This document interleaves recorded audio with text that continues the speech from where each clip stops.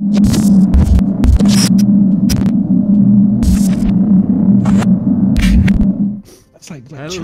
and welcome everybody to the Asylum podcast once again. I'd asked them if they're ready, they say yes, and then they carry on with the conversation. So look, typical. It was a good conversation, okay? It was a good conversation, I get you that. We're just celebrating 3 months on Madness's channel. Of why you would sub to him, I don't know. I don't know why you would. I did subscribe. And not only did I subscribe to him, I'm pretty sure that I subscribed to you to Madness as well. Probably. And Super Mac. And all the other streamers who take part in this podcast. You've got more than just 3 months, isn't it? You've got like literally hundreds of months from other people's subscribers to his channel. Pretty much. It was a good month. Let's put it that way. Like I said, it was getting them in before he saw his bank balance, and then it's like you need to stop that. I had to bribe my way onto the podcast somehow, okay? We do take bribes. It's clear, it's obvious. No, I do as well. We all do take bribes. So, yeah. I just realised there's freaking music going on in the background. We'll stop that.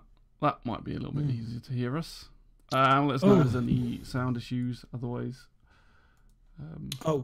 Do you want to drop me a few millimeters? Because at the moment I'm just dancing off the bottom of the orange. It's like because you've got like it's because your neck is on the line. If I drop you down, your head's just peeking over the orange thing. That's why I put you up on purpose. Do you want me to sit up a bit? Yeah, that's better. Then I can put you back down where you're supposed to be. And I feel really small compared to the two of you. You do. I'm like, hello. No, let's just make you giant instead. Oh, I should probably host you. I found a place you want to mine. Yeah. There we go. Oh, we're really well organised this evening. Hello, everybody. Basically, I sat there ready to stream, and then everybody else turned up going, "Oh, is it today? At 9 o'clock? Oh, right. Okay, so yeah, we're a little bit out of sorts at the moment, I'm afraid. Bunsen, why are you no longer a mod? Has he ever been a mod in your channel? Sure, he has. He is now. Congratulations. He has, because he changed my bot before. Maybe he turned it off, but he's just rejected it. You will have it. Oh my god. Yes. Now there was a slight panic because I've only been doing the show, doing a podcast for over a year, but I did think it was at 9:30 we started today for some reason. I just didn't want to get out of bed. Yeah, you're not feeling very well, are you? No, I'm dying. He's dying. I caught one of the really horrible flu bugs. No joke. On Friday, got home from work, and I was fine. Took the puppy for a walk to the park. Fine. The moment I walked through the door, I started shaking really violently. So I got into bed with all my work gear on, and I was still shaking. And it's like, puppy withdrawal. Not good. Yeah, that's exactly what it was. Yeah. Yeah. No, there's been a lot of the really bad strain of flu going around this year. So it wouldn't surprise me if you caught something like that. This is only the second time in my life I've had flu. Streamer flu. I thought you said that. No, not streamer flu. It's a really bad case of strain of flu. Yeah. Okay. Anyone that streams Star Citizen comes down with it. It's like I noticed the numbers. That's what I thought maybe it's happened to all the streamers that were streaming Star Citizen, and they've come down with streamer flu. I think that's probably what it is. God. Yeah. Right. So, how are you all? I'm sure you've been a mod before, Bunsen. He says thanks for your stress. I swear he's been changing my bot because I've told him that it's like a crappy bot, the school bot. But anyway, you're welcome. I bet it's part of a master plan. I bet this is his second account. Yeah. Banson. Just tried to take over all Star Citizen streamers. Yeah. Oh my gosh, sorry. Yeah. Right. So, Star Citizen. This is week. So, has anyone been up to anything this week or last week that they want to talk about? I still haven't completed a single mission. Way. But I don't know if that will have been fixed in this week's hotfix. So I need to give it a go. Do you know what was so funny? You know, they did the hotfix, right? And the hotfix was saying to do with claiming ships and insurance and stuff. Yeah. I logged on, no word of a lie. You can watch my VOD. I logged on this afternoon to play for a little bit. and the first thing that I couldn't do was claim my saber. It wouldn't work at all. I love those Completely holidays. work. And I was actually- couldn't believe it. I couldn't believe it didn't work. I had to leave the game and re-log in again, and then of course it did work. But I couldn't. I saw an absolutely amazing picture on Reddit today. Actually, I didn't put it into the doc because I don't think it was funny enough. However, you know the glitch that they supposedly fixed where our ships spawn without doors? Somebody has a picture of just a load of doors floating in No space, shit. and my immediate reaction was, so that's where my doors have gone. It's probably partly that, and partly that you now can spawn doors with no ship instead. So you just Oh yeah, fly beautiful. around with loads of doors. Yeah, yeah, yeah. Reversed the bug.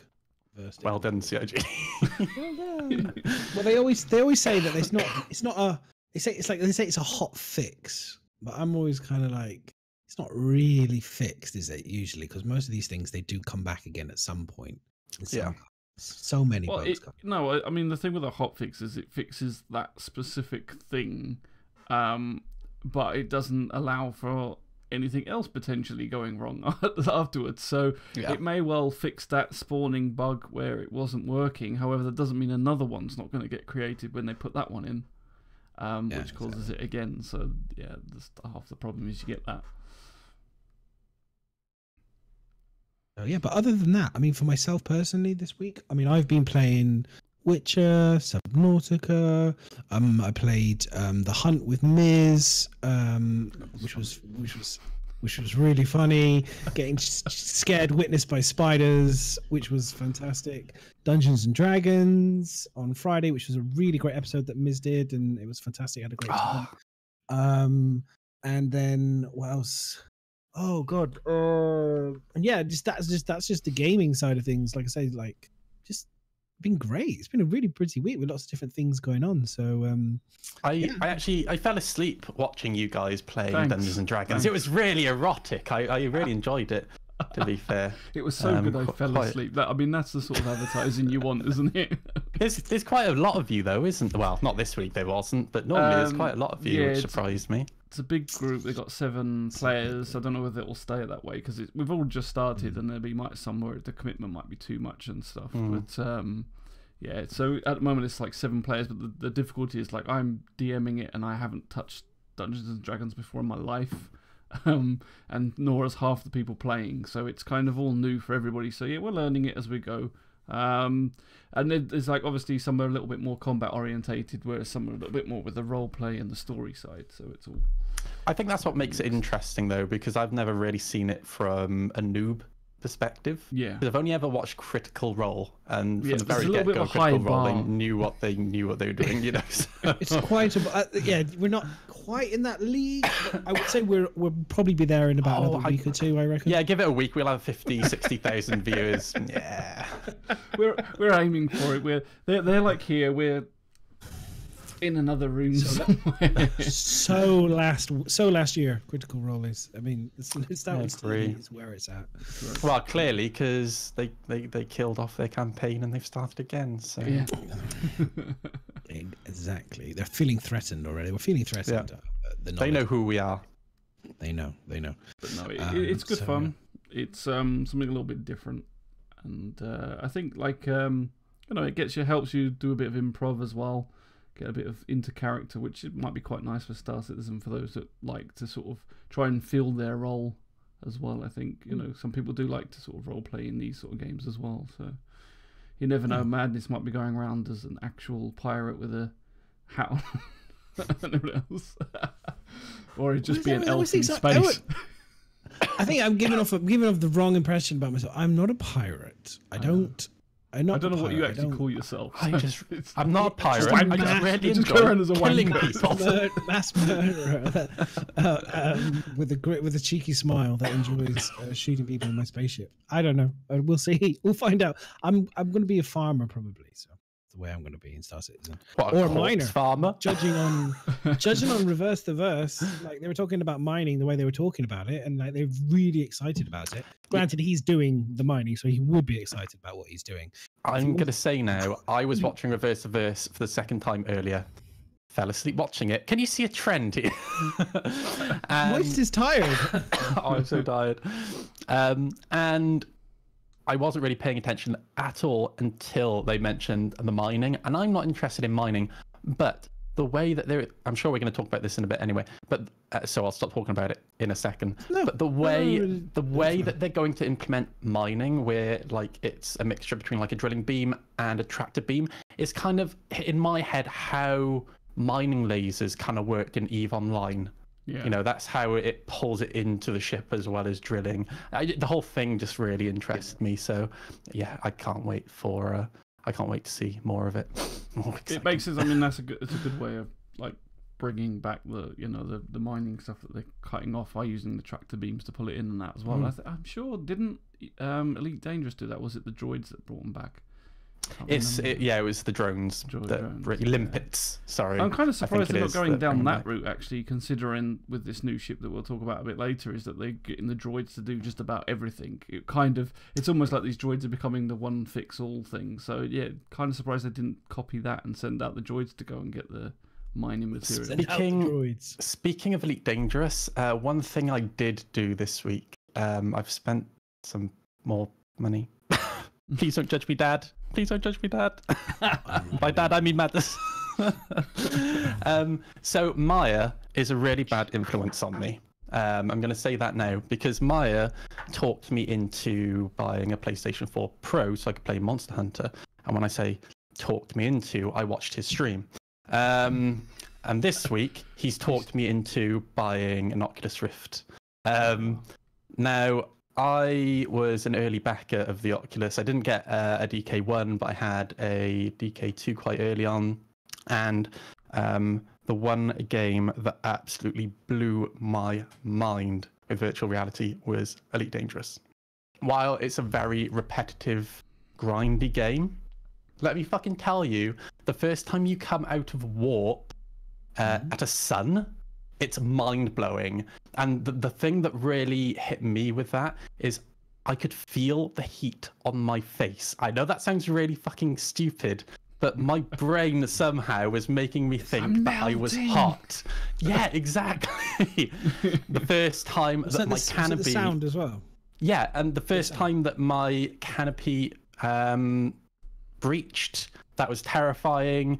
And I had a really... Again, my mind just completely tripped out. And I actually saw a video on YouTube of this this week, actually. I forget what the term is called, but there's a proper scientific term for tricking people into thinking that they're seeing their real limb when they're not. And like you stab them and they feel the pain. But I had an X55 HOTUS, which is pretty much exactly what it looks like in game, and my hands were in exactly the same places as the characters in game, and they move to match. And I remember looking down as I scratched my nose and saw my hand still there, but felt the scratching on my nose, and my head freaked out. It was the weirdest thing that ever happened. What have I done? I really felt like I had ghost limb syndrome. But yeah, that was just really bizarre. But the whole thing is just mind-blowing. Just being able to look up, right, to track your target when you're fighting is just...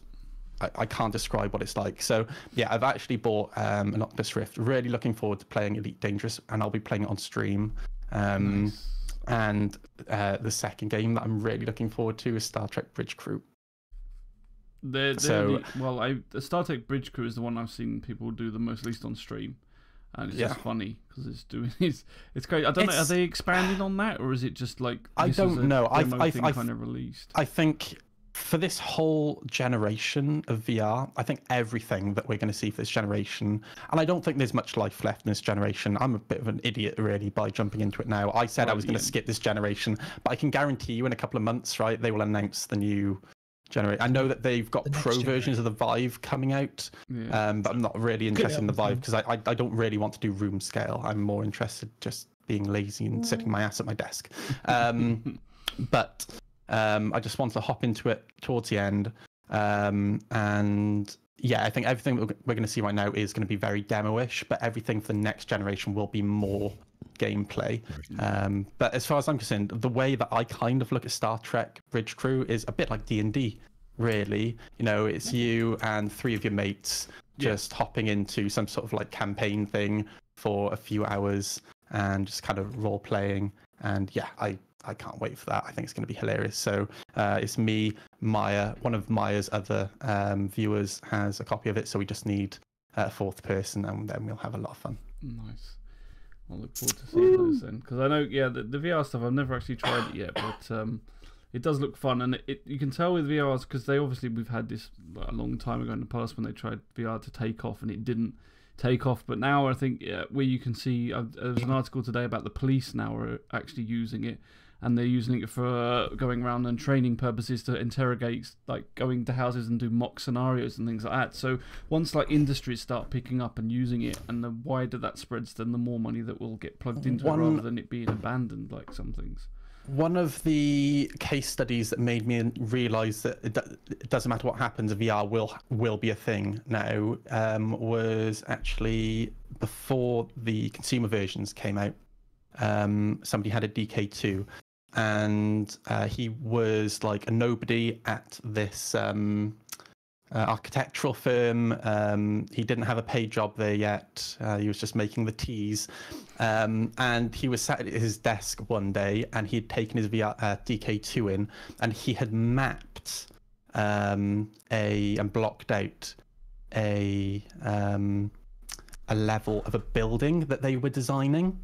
And as he was working on it in his lunch hour, one of the directors of the company walked past and saw the headset and said, "What is this?" So he said, "Sit down and have a look." And now that company uses Oculus Rifts to show their customers what the buildings are going to be like. That'd be amazing. You know, and I just think that's fucking awesome. And doctors are using them for medical training as well, for surgeries and stuff like that. You know, it's just fantastic. Yeah, I think the biggest difference we got now is with being able to have like the smaller headsets and things, and being able to be more mobile with it, is allowing it, other industries to take it on, I think, and use it. And when that starts happening, I think you definitely get, like you said, it's going to be a product that will get developed further, and it's got to take off, because it's got to be a big enough amount of backing for companies to carry on and actually survive the initial cost and doing research into it. And then, so the more that you get that, the better technology, and the better, like you said, second wave, third wave is even better. And what's quite nice is if you get like the couple of companies fighting against each other, it's a bit shit where you don't get the cross-platform, but what you do get is them trying to one-up each other all the time, which then gives you better technology on that front as well. I think you just have one person. Yeah, personally, I'm not until they can figure out how to make it so you don't throw up. I'm not really. I still think it's heavily limited. Personally, Do you throw up when you use it? For certain things, it's very good, but generally, the only time I had problems like that was, one, if I was playing a game that wasn't designed for VR, and two, generally first-person games where you're actually running around on foot. That's why you see a lot of teleporting mechanics. So yeah, I agree with you, but the games that I enjoy anyway are the cockpit experiences. So Elite Dangerous, Project Cars, Euro Truck Simulator. Euro Truck Simulator is the thing that got me into VR in the first place, because just being able to look left and right at a junction makes a huge fucking difference. There are a few things that you can imagine just being that slightly bit better just for that. But I also think they did say that they kind of found out, well, they know some of the reasons why that motion sickness happens, and I think it is also to do with the pixels and the resolution and things like that. And they know, and it's easily something that they will tackle. I would say to everybody either. So if you want to try VR, don't try this generation. I would hold off for the next generation, because when we can have easily 4K each eye, in fact, the Pro version, I think, of the Vive is going to have 4K each eye. I think that will almost completely eliminate the screen door effect. And the screen door effect is when you can see the black lines between the pixels, a bit like you can with low-res monitors. It's... So here's my thing then. Bringing it on to Star Citizen, because otherwise we were talking just about VR. Yeah. How would you implement it for Star Citizen without feeling sick? Based on current technology, because next generation stuff is like all very well and good, but I ain't got it yet. Let's just say you still feel nauseous. How would you do it? Me personally, I wouldn't use VR for Star Citizen. I would use my head tracker. But not everybody that's the only way I could do nauseous, though, so I don't. I don't know. You know, if you're someone that does get nauseous with it, then I suppose there isn't. Much Let me tell you something. You will get nauseous, and the reason I say that is because Star Citizen is going to have tied animations, like locked-in animations, as far as I'm aware. So when your character is forcing you onto the ladder and your head is bobbing, it's just going to fucking make you throw up. You know. So yeah, I would use my head tracker personally, or I would only pull on the headset. I'd use my monitor and then only pull on the headset when I get into the ship, like you'd pull on your helmet in the ship or something like that. Yeah. You know.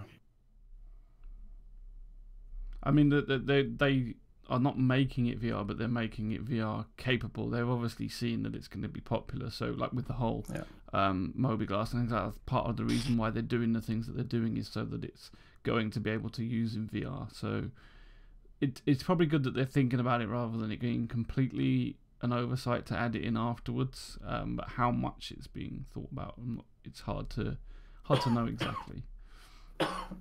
Sorry.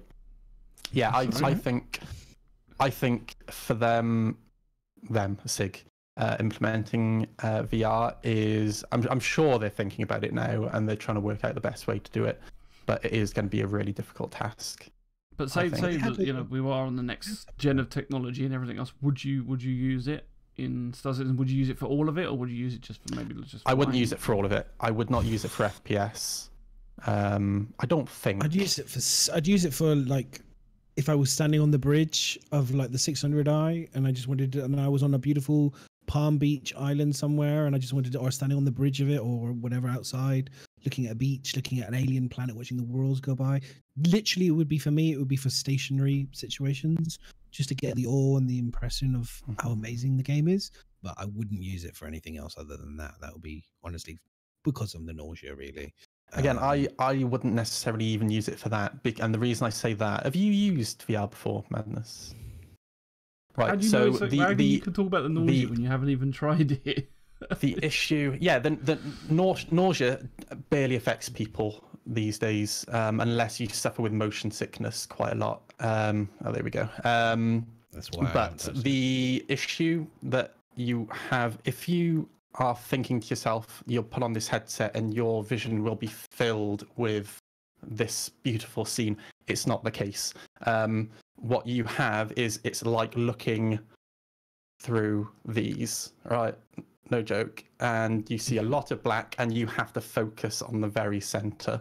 And if you try to look around, yeah, exactly. And it's because it's not what I want. I want this to because 360 IMAX screen all around me kind of scenario. Exactly. It's because they can't fit screens big enough into the headsets yet. No, there are lesser known HMDs that have been able to fill more of your vision, but I don't necessarily want to invest into companies that I don't know that well and haven't really been tried and tested.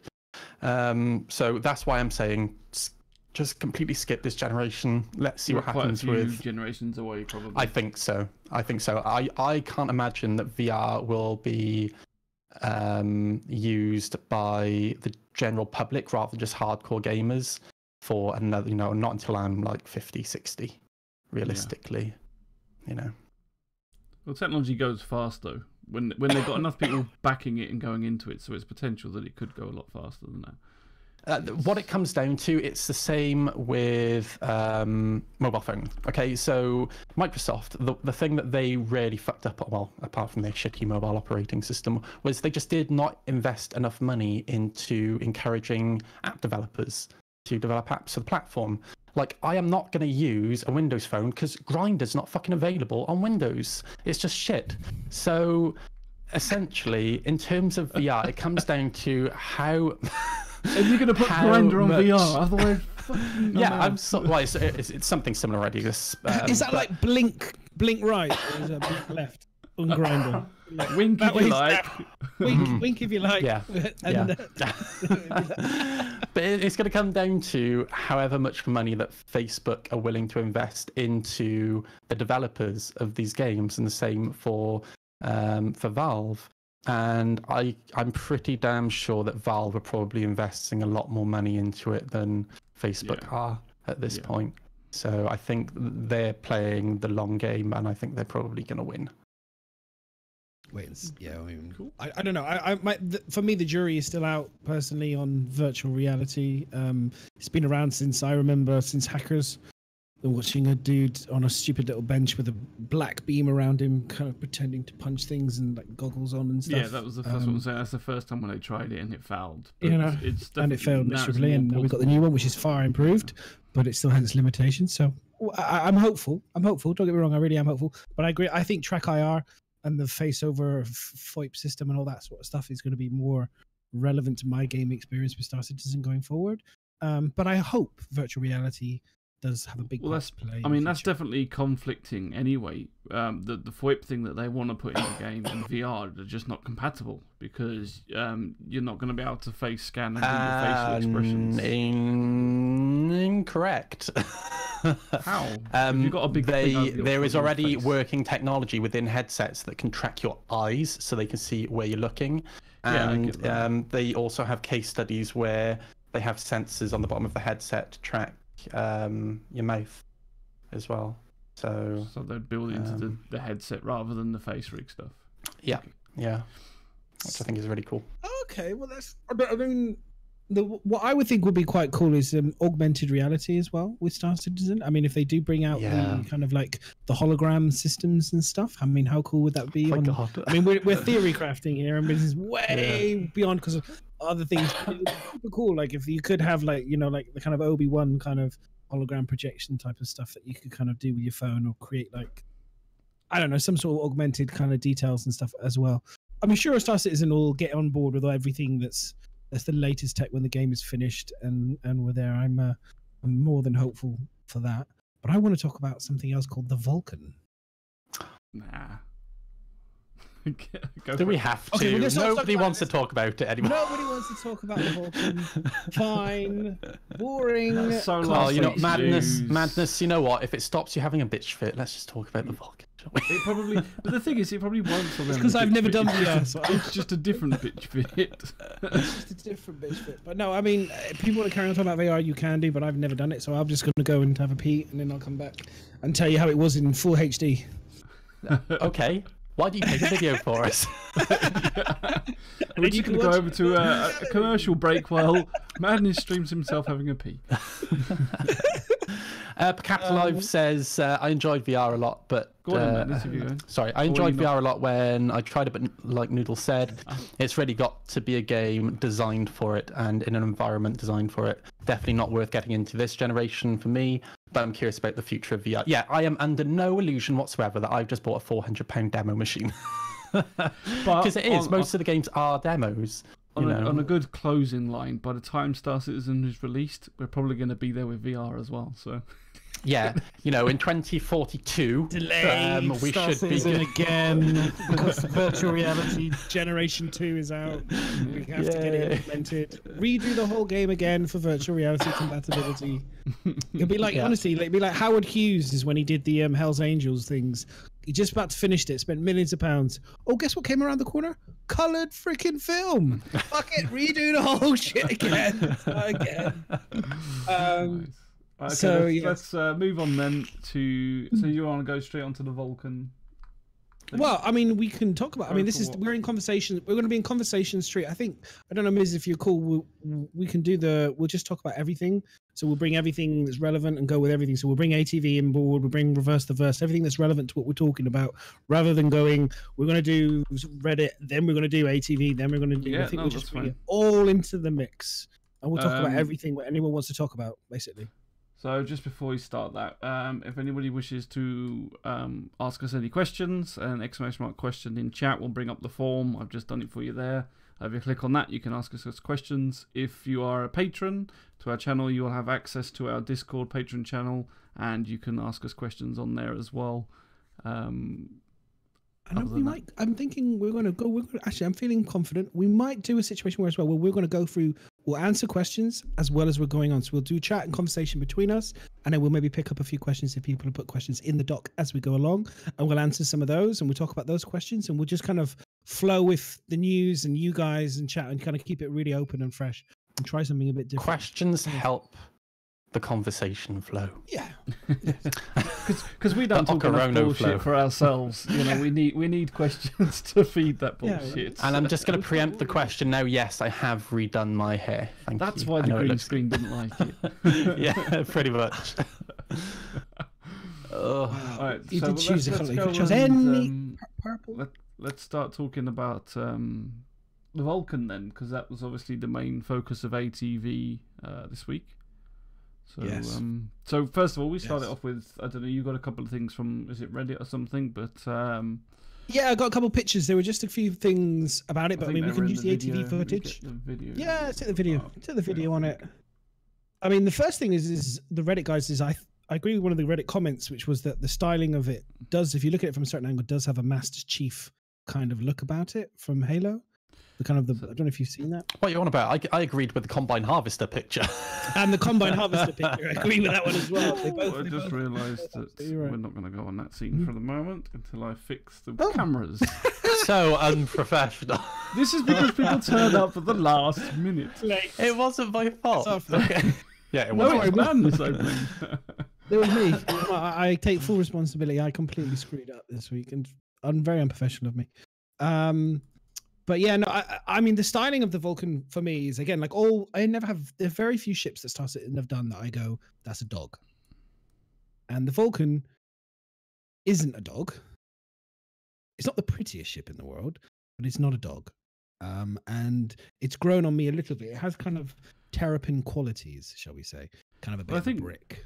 I mean, one of the first things about it is the fact that, well, for me, it's kind of, well, the look, there's a lot of things about someone saying, is it Elite Dangerous? There's another game where they're saying it looks almost like exactly the same.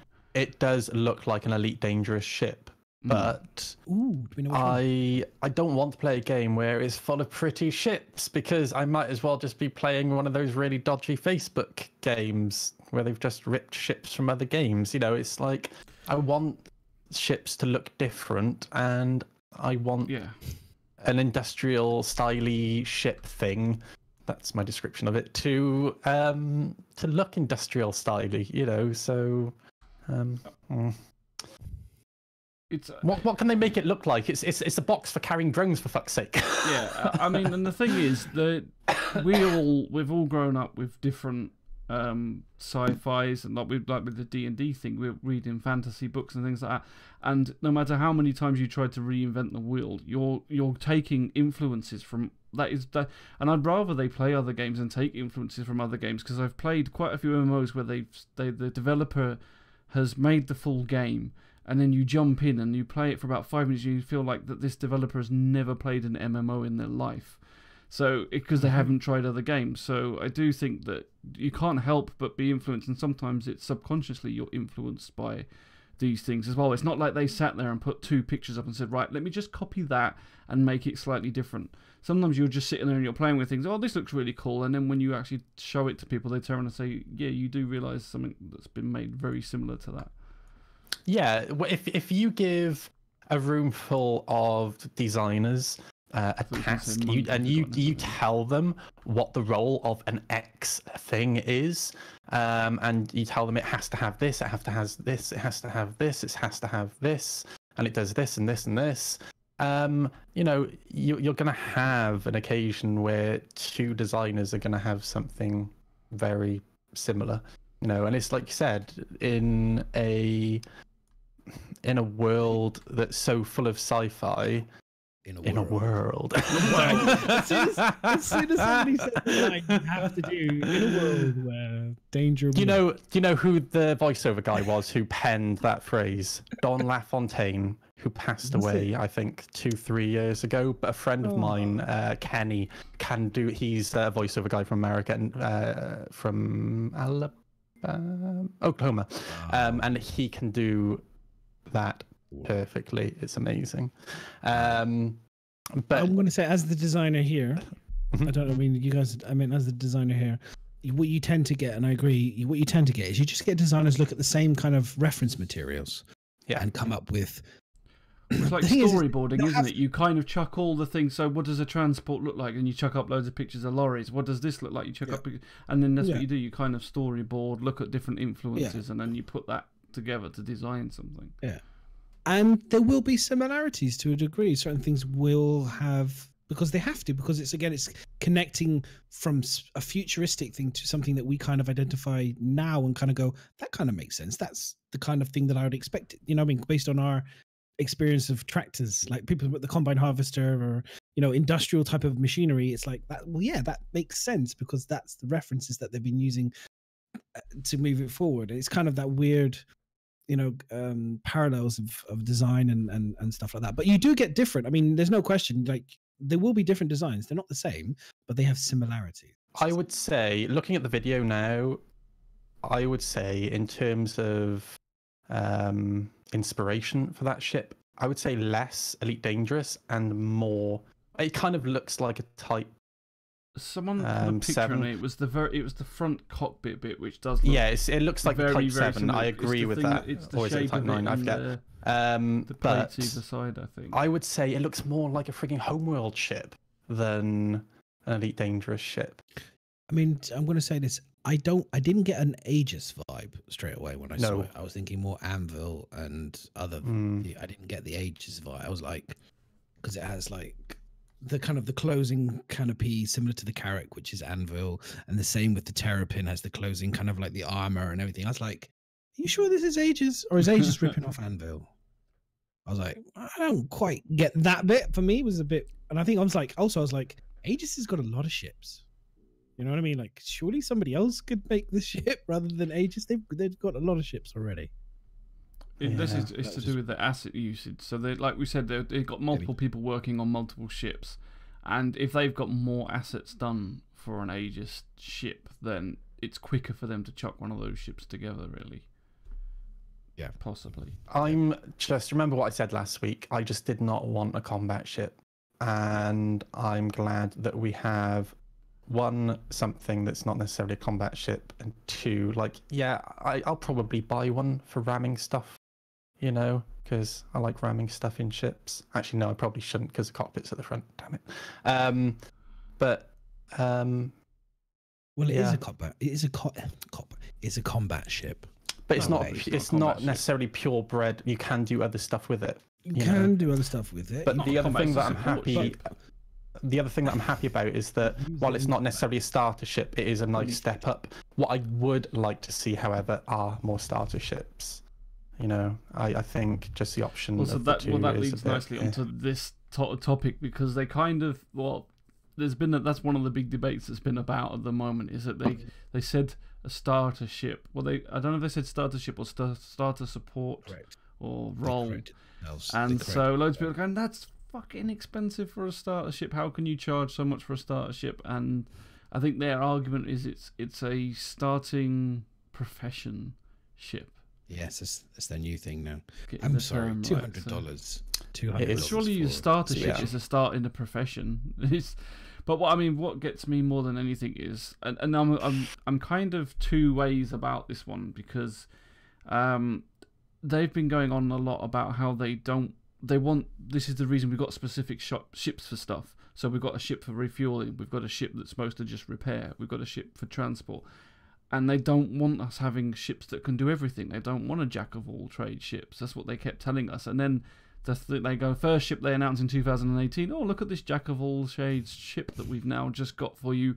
And it's our cheapest, smaller jack of all trade ship, so that you can try everything that you want. But getting to the next point on that one for me is does it do the jack of all trades? Is it going to be a jack of all but master of none and shit at none? Well, yeah, they did say that, but that's... Yeah, because 12 SCU storage space isn't enough to restock much. All I know is that when I eventually start convincing friends to try Star Citizen again, and they're going to pledge and they're going to drop $40 on the game, all I'm going to be telling them is, for $40 you get a fucking shuttle.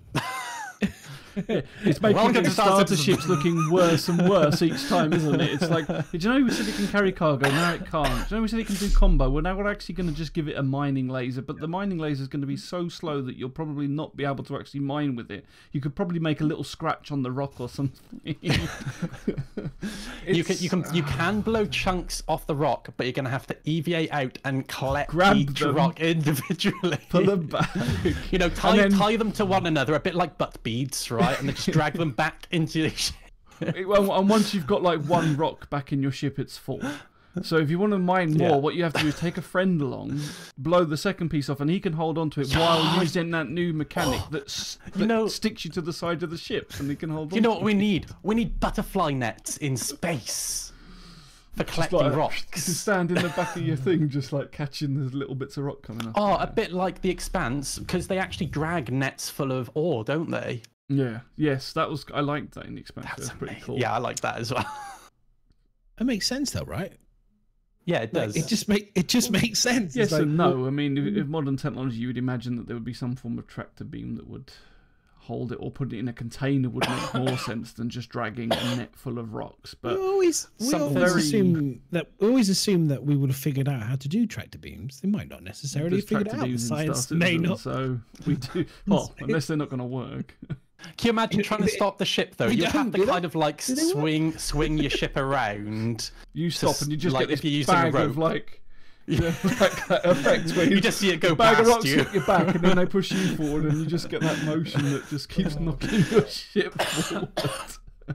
Oh god. Literally. Yeah, the few makes a good point. Why would you just why use energy from a tractor beam when you could just use ropes? Because It's common if the sense. ropes snap, or the the rocks start That's a rubbing good point. against each other, and High just cutting through the tensile ropes. steel should be fine. But I'm just now that we're talking about like towing like ore and bags and stuff, I'm just thinking like for salvage. I'm just thinking of the reclaimer, because the reclaimer basically has a massive dick underneath it. So if you then have two sags at the back of it, they literally have a penis and balls of a bit. Welcome to the Smut Channel, everybody. I could just see it now. Two bags of ore and a reclaiming dick. It's really So this nice. game is slowly turning into just like a game all about Dr. Evil. Unbelievable. Sorry, I don't know why my mind went there, but it went there. It's one of those crazy places it goes. So yeah, but the Vulcan though. But what else? I mean, what else? So what's it do then? Just remind me. So Right, it does. so It's I refueling. mean, so the other point of it being multi-crew, sorry, I was like I was saying, so I was kind of against it because they said it's not what they wanted, it's not multi-crew, sorry, multitask. But then on the same breath, are they trying to say that being a refueling ship will be boring as fuck? So why would you want that as your only profession in a ship? It's just you're going to go up to someone and go, "There's your fuel," and then fly off. So are they adding these other mechanics to into one ship to make it a little bit more interesting? Obviously, like the big Starfarer, that part of that is actually gathering the fuel and selling it, so it's kind of more of a trading thing. But the actual mechanic of refueling someone's a bit. Yeah, it's got the cargo hold, hasn't it? The Starfarer, and it's got a bit more uses than. Well, it's big. Just The point of this refueling. thing is it's meant to be a smaller, cheaper ship than the big one, so that you can try the professions first before investing in the heavy duty versions of them. Yeah. But like you said, I mean, the other issue we've got is, like we've seen, and I'll just put on the thing now, of how it works, is these drones. And they said that these drones are going to work in the same way that Cryastro does. Well, at the moment, Cryastro, you land and it just automatically repairs you. It flies around you and it just goes zap, zap, and then you're repaired. So is that first iteration of what they plan, or is this how they actually plan for it to work? I think once they actually have like the components in ships working correctly and wiring and stuff like that, I think the drones will specifically look for specific wires to repair, and then they repair the wires. Once they've repaired the wires, they'll repair the hull. Then they'll probably move on to the next patch that needs repairing. But if they're going to do that all automatically, why would you get a Crucible and then go and fly around with your little hand tool and repair it but bearing in manually? mind that involves you having to be nearby a repair station. If you're broken down somewhere, you're going to need somebody to come to you.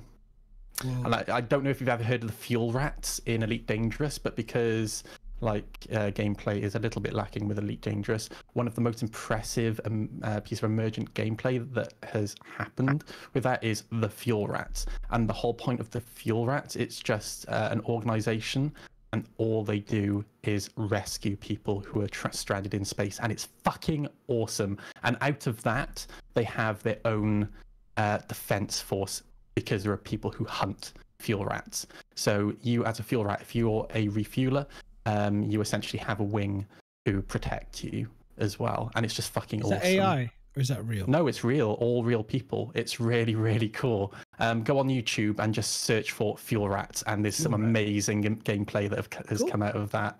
But you know, yeah, if you're stranded in space, you're gonna need something like a Vulcan to come and rescue you. Okay.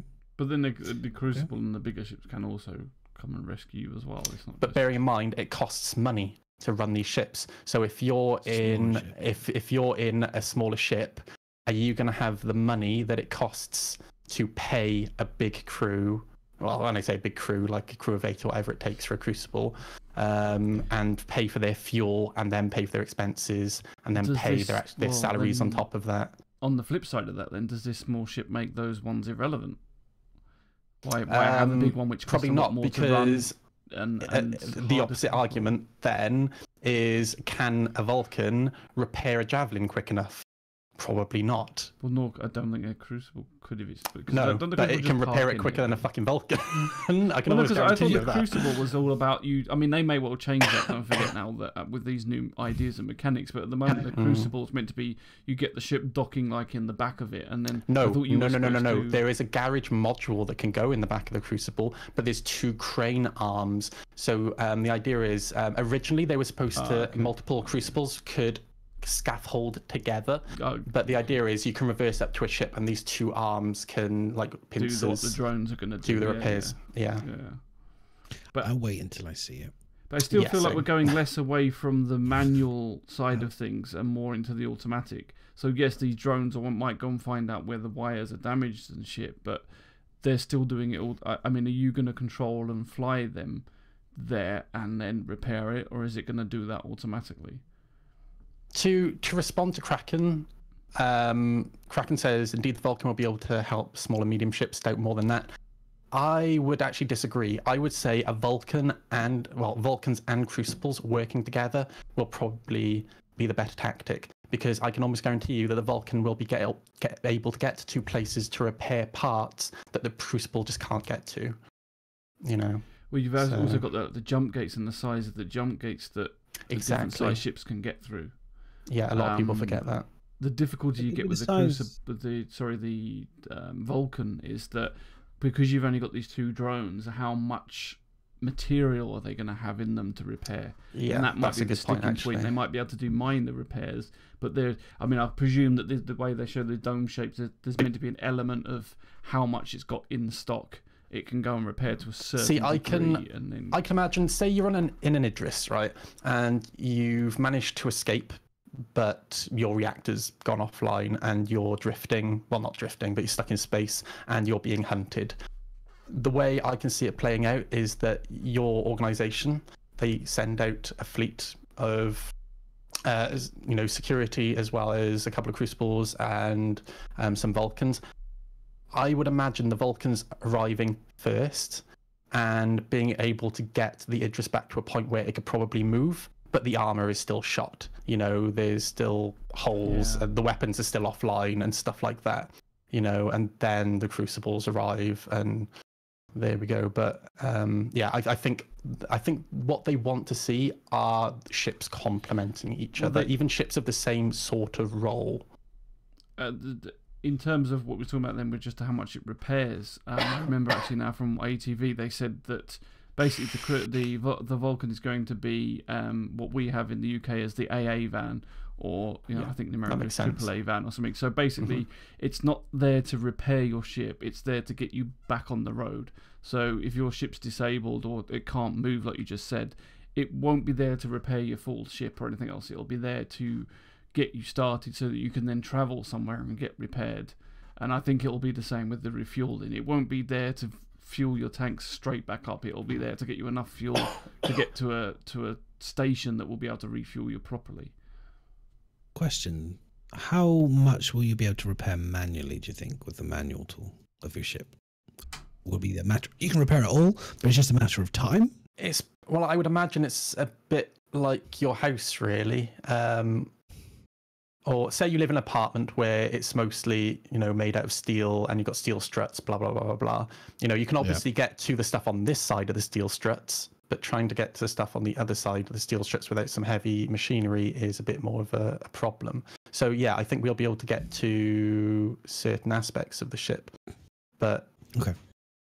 I'm just thinking, I'm just thinking if you can manually repair, we'll be able to manually repair most of your ship, you'll be able to get at least your ship going, but what you will need the Vulcan for is obviously the refueling.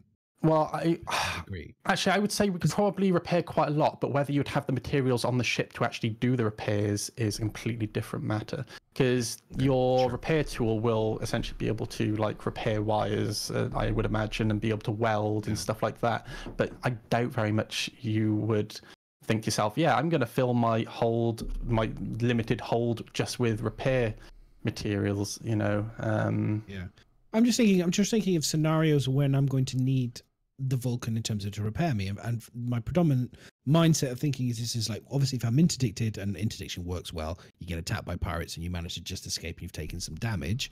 The other one will be predominantly in big fights where you've got two orcs fighting against another orc or whatever, or you've got two groups of people engaging for a reasonable amount of time, that you'll need them then to keep you going in a fight or whatever, or after a fight they come and repair you after you've won or whatever, that's kind of I genuinely think that the Vulcan will actually be quite helpful in combat scenarios. Like a Crucible, I would imagine would just get torn up very quickly in combat, but you could duck in with a Vulcan and chuck some drones on somebody, I would imagine, and just throwing it out there and then duck back out. I mean, the problem is, will be the balance on how quick they can repair. And like I said, if they're meant to be more roadside assistance, they're not going to repair you very much. Maybe to get out of the fight. But here's the thing. A long time ago, they discussed the repair mechanic on ATV. We're talking years ago now. But what I can remember of it, they were trying to discuss the crane arms. And it comes down to what materials and I'm talking about speed now, what materials you're using, because there will be different grades. True, yeah. And then on top of that, your own individual skills. So if you're trying to weld a line, if you're shit at welding, it's going to take fucking ages. So... Well, I was just thinking about it because there's obviously 3 levels of repair that we know of. Obviously, there's going to be the tier 0 kind of manual one, which we're going to get first, and then we'll get the next. But that's what I think. I don't know. To me, it sounds like we're going a little bit. Although you can go out there with a little hand tool and repair something, it sounds like we're getting a little bit. They're designing it and going away from that idea, because I think everything like that it's going to take you longer, isn't it? Again, the hand tool will have its place. If you're one of 5 engineers working on an Idris and you guys are taking damage, yeah, you're going to want to run around repairing all those wires, because that's the thing that will probably give you the edge over the other ship. But no, you're not going to be able to repair the hull on the outside.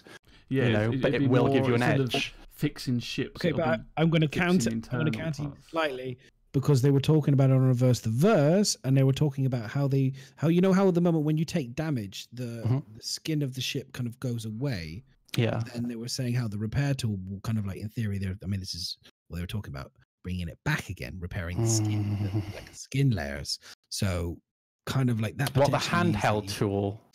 I think so, yeah. I'm pretty sure. I have to watch back 100%. But again, at the same point, is your little hand tool going to have enough material I know, but that's to redo the whole of the ship? But you might be able to do enough to limit yourself, to get yourself back on the road, as it were. We're talking about roadside assistance and being able to get yourself back on the road. It's one of those things where can you imagine? Okay, so you're the captain on the bridge and you have breaches in deck X and Y and Z, but the real critical deck is Z.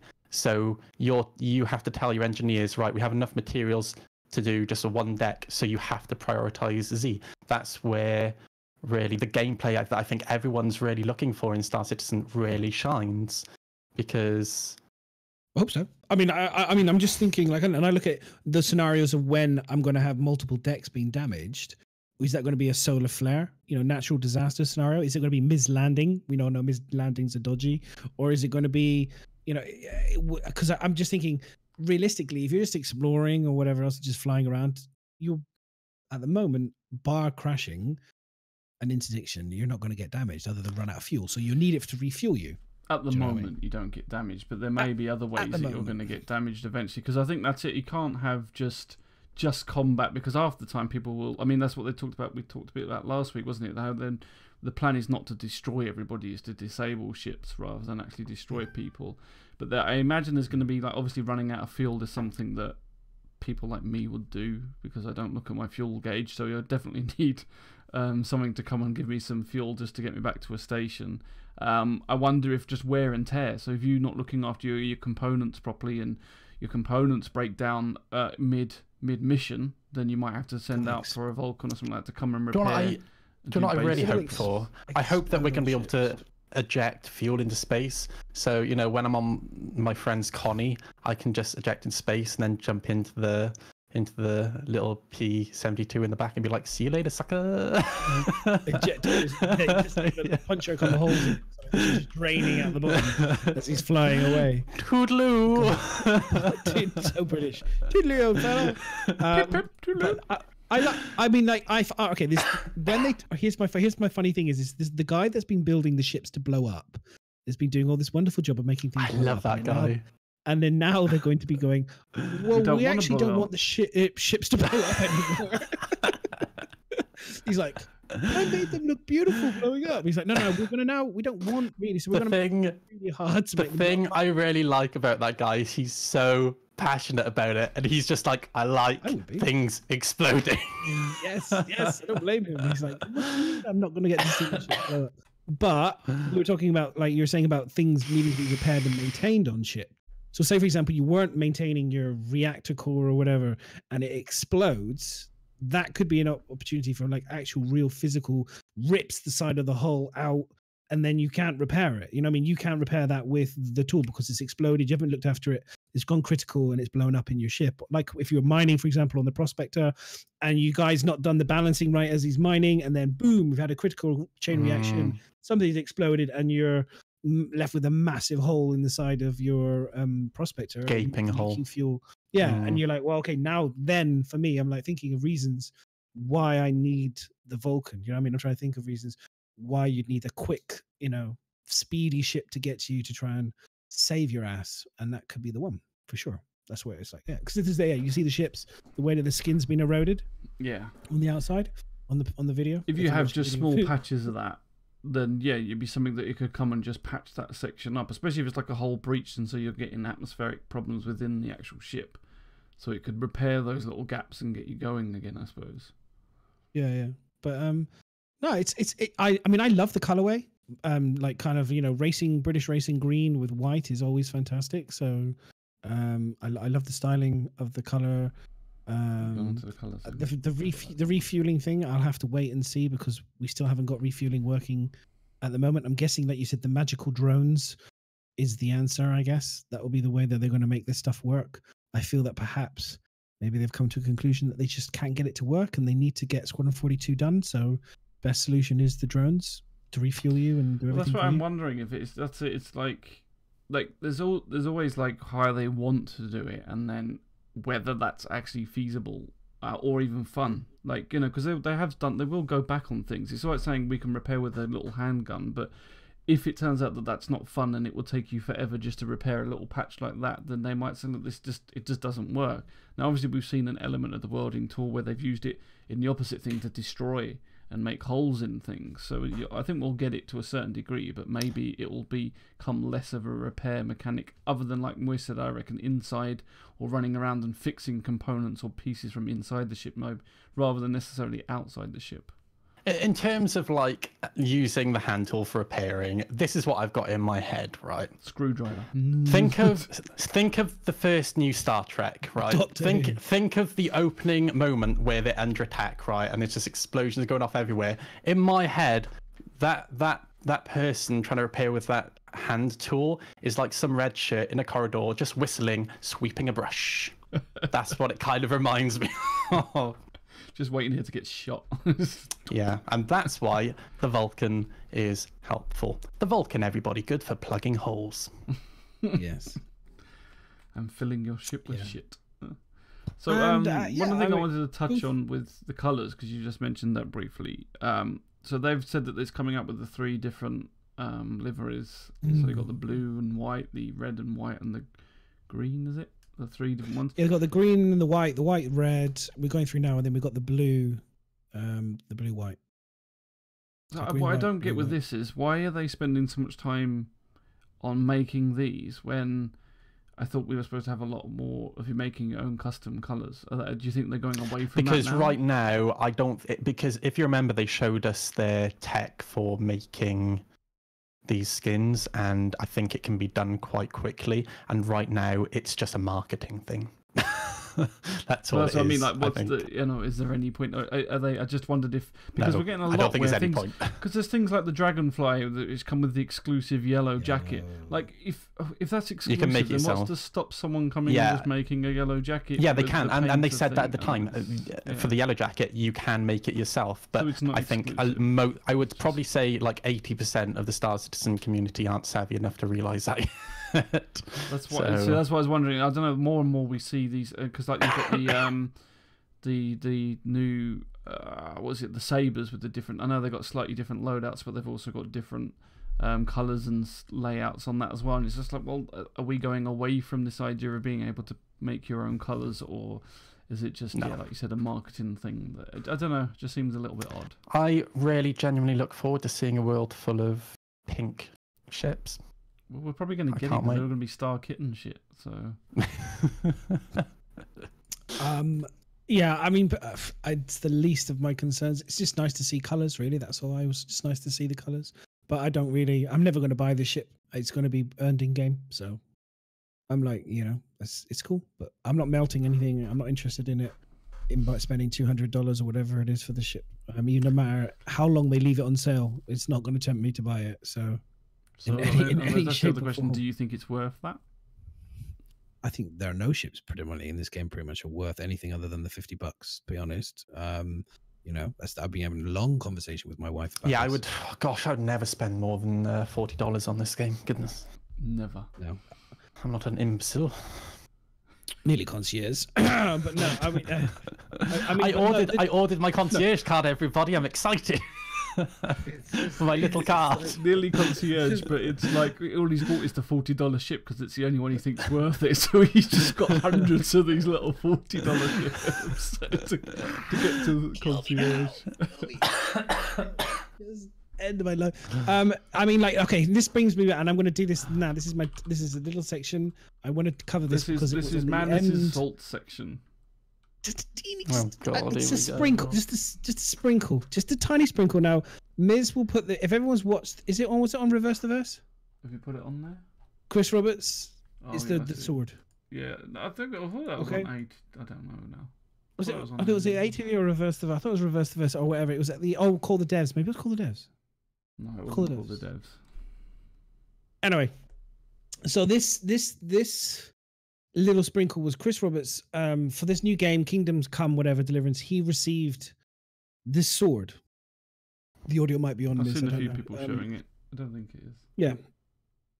Okay, so he gets this sword, and now this is a fully forged sword that was given to early backers. There was 50 early backers for $600.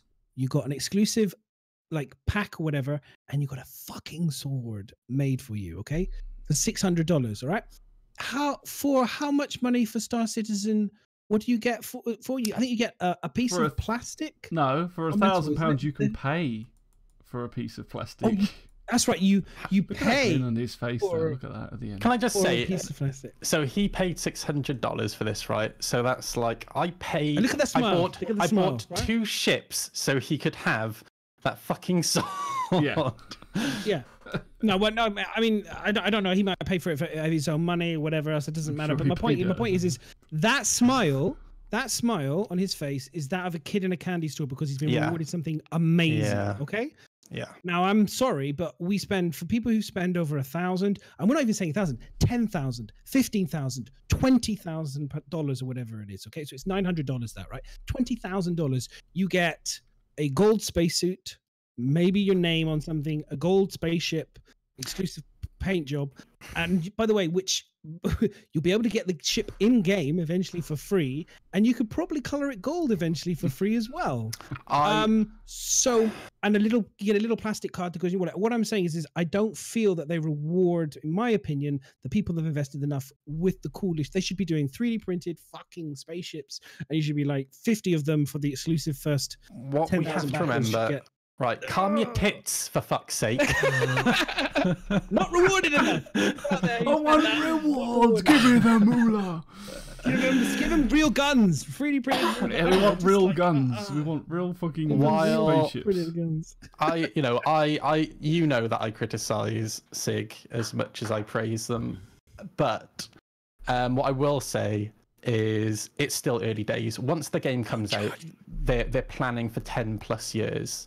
You know, and I really expect and I really hope that they will continue rewarding us for years to come, considering how much some of us have backed for this game. And what you have to remember as well is when it comes to value, you know, $10,000 to most people is a lot of money. $10,000 to other people is not a lot of money, you know, so...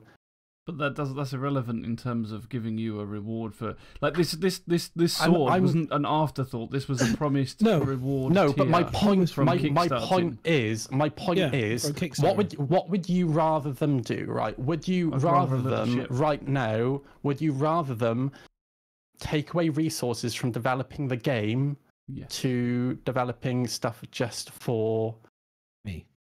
Yes, us. Absolutely. 100%. No, I would rather them. I would rather them Connie ship, so someone's made that. I would rather them get the fucking game out and then reward us once the game is out. But they're not saying they're going to reward you though. That's what I'm saying. No, like Kingdom Come didn't make the swords until the game was out. It was just a promised reward. Like there's no such reward, even promised. Yeah, promised. You know how much it probably cost them to make that sword, though. But they don't have to make something as expensive as that. It could be your ship that you backed or something like that. He was so happy, and I was like, I get very excited when I see my digital spaceship. Don't get me wrong, but I would be a hell of a lot more happy. Like when you saw my face when I was holding that wooden model of the Hornet in my hand at BritainCon, I was like, damn, this is freaking cool. I want to take it home, you know, and have it on the wall right next to me. And I was just thinking the same thing. Like it would be kind of cool if, when the game goes live, and this is what we're talking about, when the game is finished, like you're talking about rewarding, it would be very, very cool if Star Citizen did something really special for the people that have dropped some bucks and did something mental special that didn't involve them having to pay the same price as the goods in posters and packaging to be delivered to them, and did just, you know what I mean? Because let's be honest, 30 quid just to buy a mouse mat. What the fuck? You know what I mean? Like what the hell?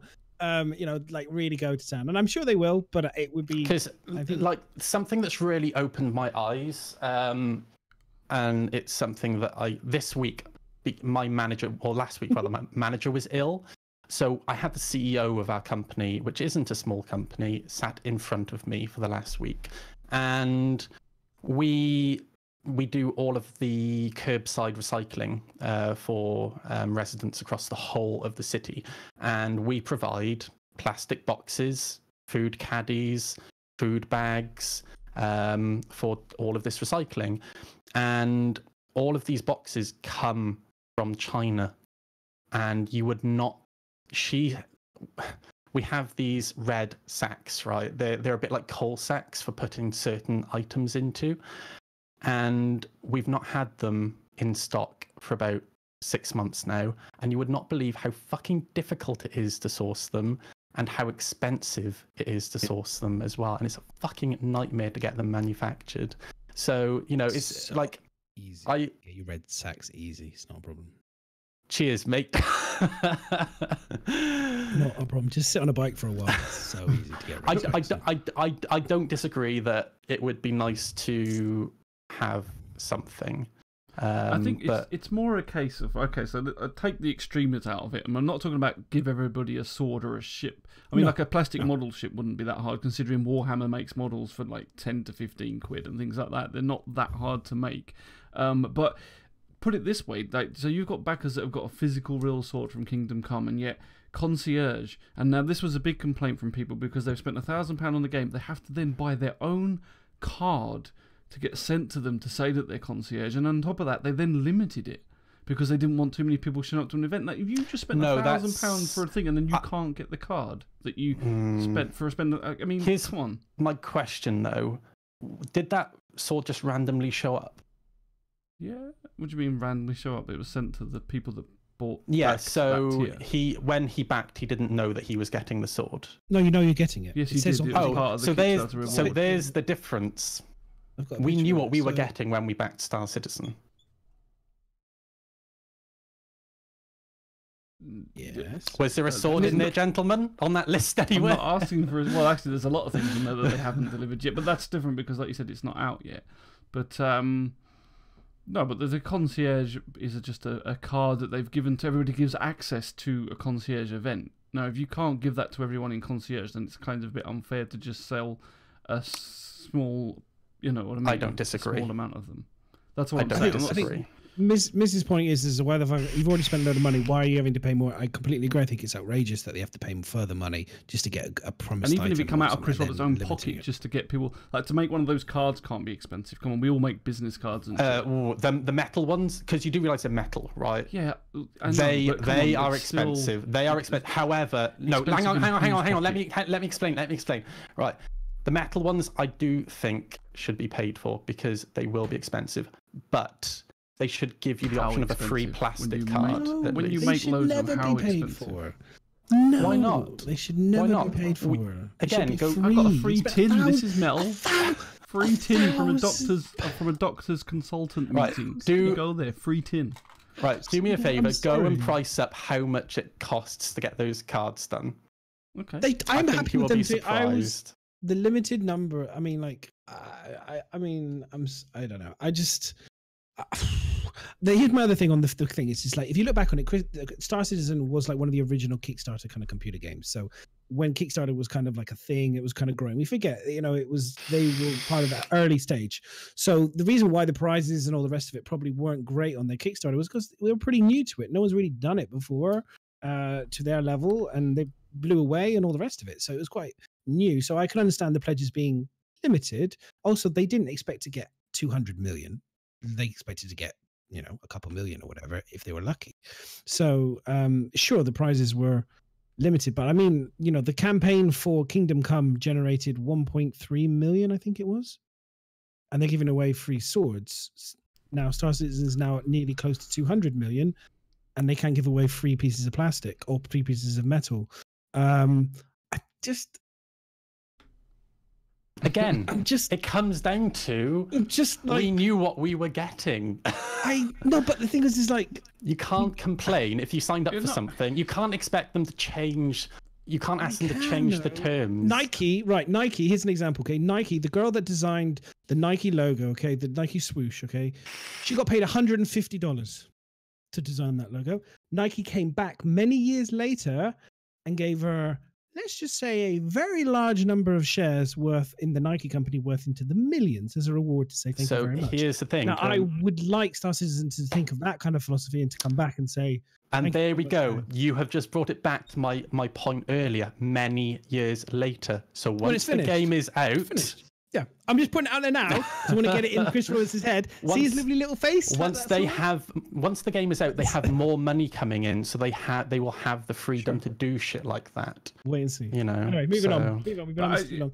But anyway, my point is I know what you're saying, and I get that we all knew what we're pledging for, and I do get that, and I accept that, and I'm not complaining for me. I'm nowhere near concierge. I'm not getting any of the shit anyway, so I'm not complaining for me. But I do know that there's lots of people that have put. It's when you give a reward. So say you've reached 1,000, that's fine. If you were never expecting a reward and no one got one, that's fine. But then if you say, well, 5 of you pledged 1,000, but only 200 of you can get this special reward for pledging 1,000, it's like chucking it into a ring and say, go on and fight each other for it. I don't disagree with that. That's not I don't disagree with that. And that's what I'm kind of saying. That's not, you know, if you're going to give a reward to someone for reaching a certain level, then give it to everybody that reached that level. But anyway. Okay, moving on, because it was a fun thing. It was a fun thing. It was quite interesting to see. If people want to comment on that question, so we got any questions we could answer? Yeah, throw some questions at us, please. Question in chat if you want to ask any questions. We've got a couple. Let's go on to a couple of them. We're doing something different this week. We're going to go through questions as we're going to just kind of flow through it. So you guys are all part of the conversation. So if you're in here and you want to ask us, go for it. Ask questions. Okay, so we've got one from our patron, Ward. Thank you very much for becoming a patron, sir. We appreciate it. Thank you. His question is, let me have a look. Why are so many people hung up about the Carrack? It is why is it that it's taken a little longer? They basically put it on hold, and I think obviously what he's saying is people are complaining about it. So why are people complaining about it? I'm one of those people that's complaining about it, We'll see. And it will go. Do you want me to start with my reason why I'm complaining about it? Well, okay, you're one to complain about it. I'm just going to say I don't really care, but I'm also at the point when we used to have Soul on the show and he's talking about banning merchantment.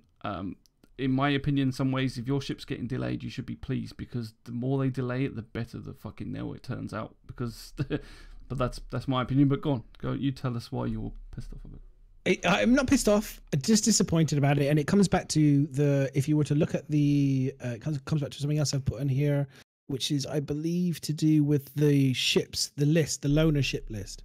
Now, if you look at the loaner ship list, I kind of counted it out. I think it's 30, either 28 or 32 ships that have loaners for.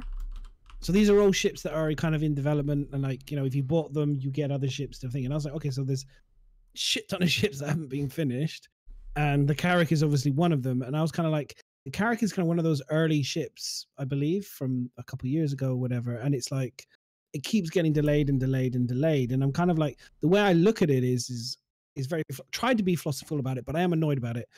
One is that obviously everything that's a priority is Squadron 42 based. It's the fact. Yeah. The Carrack is clearly being delayed because it's obviously not that important to Squadron 42. It's important because they're too busy off exploring, aren't they?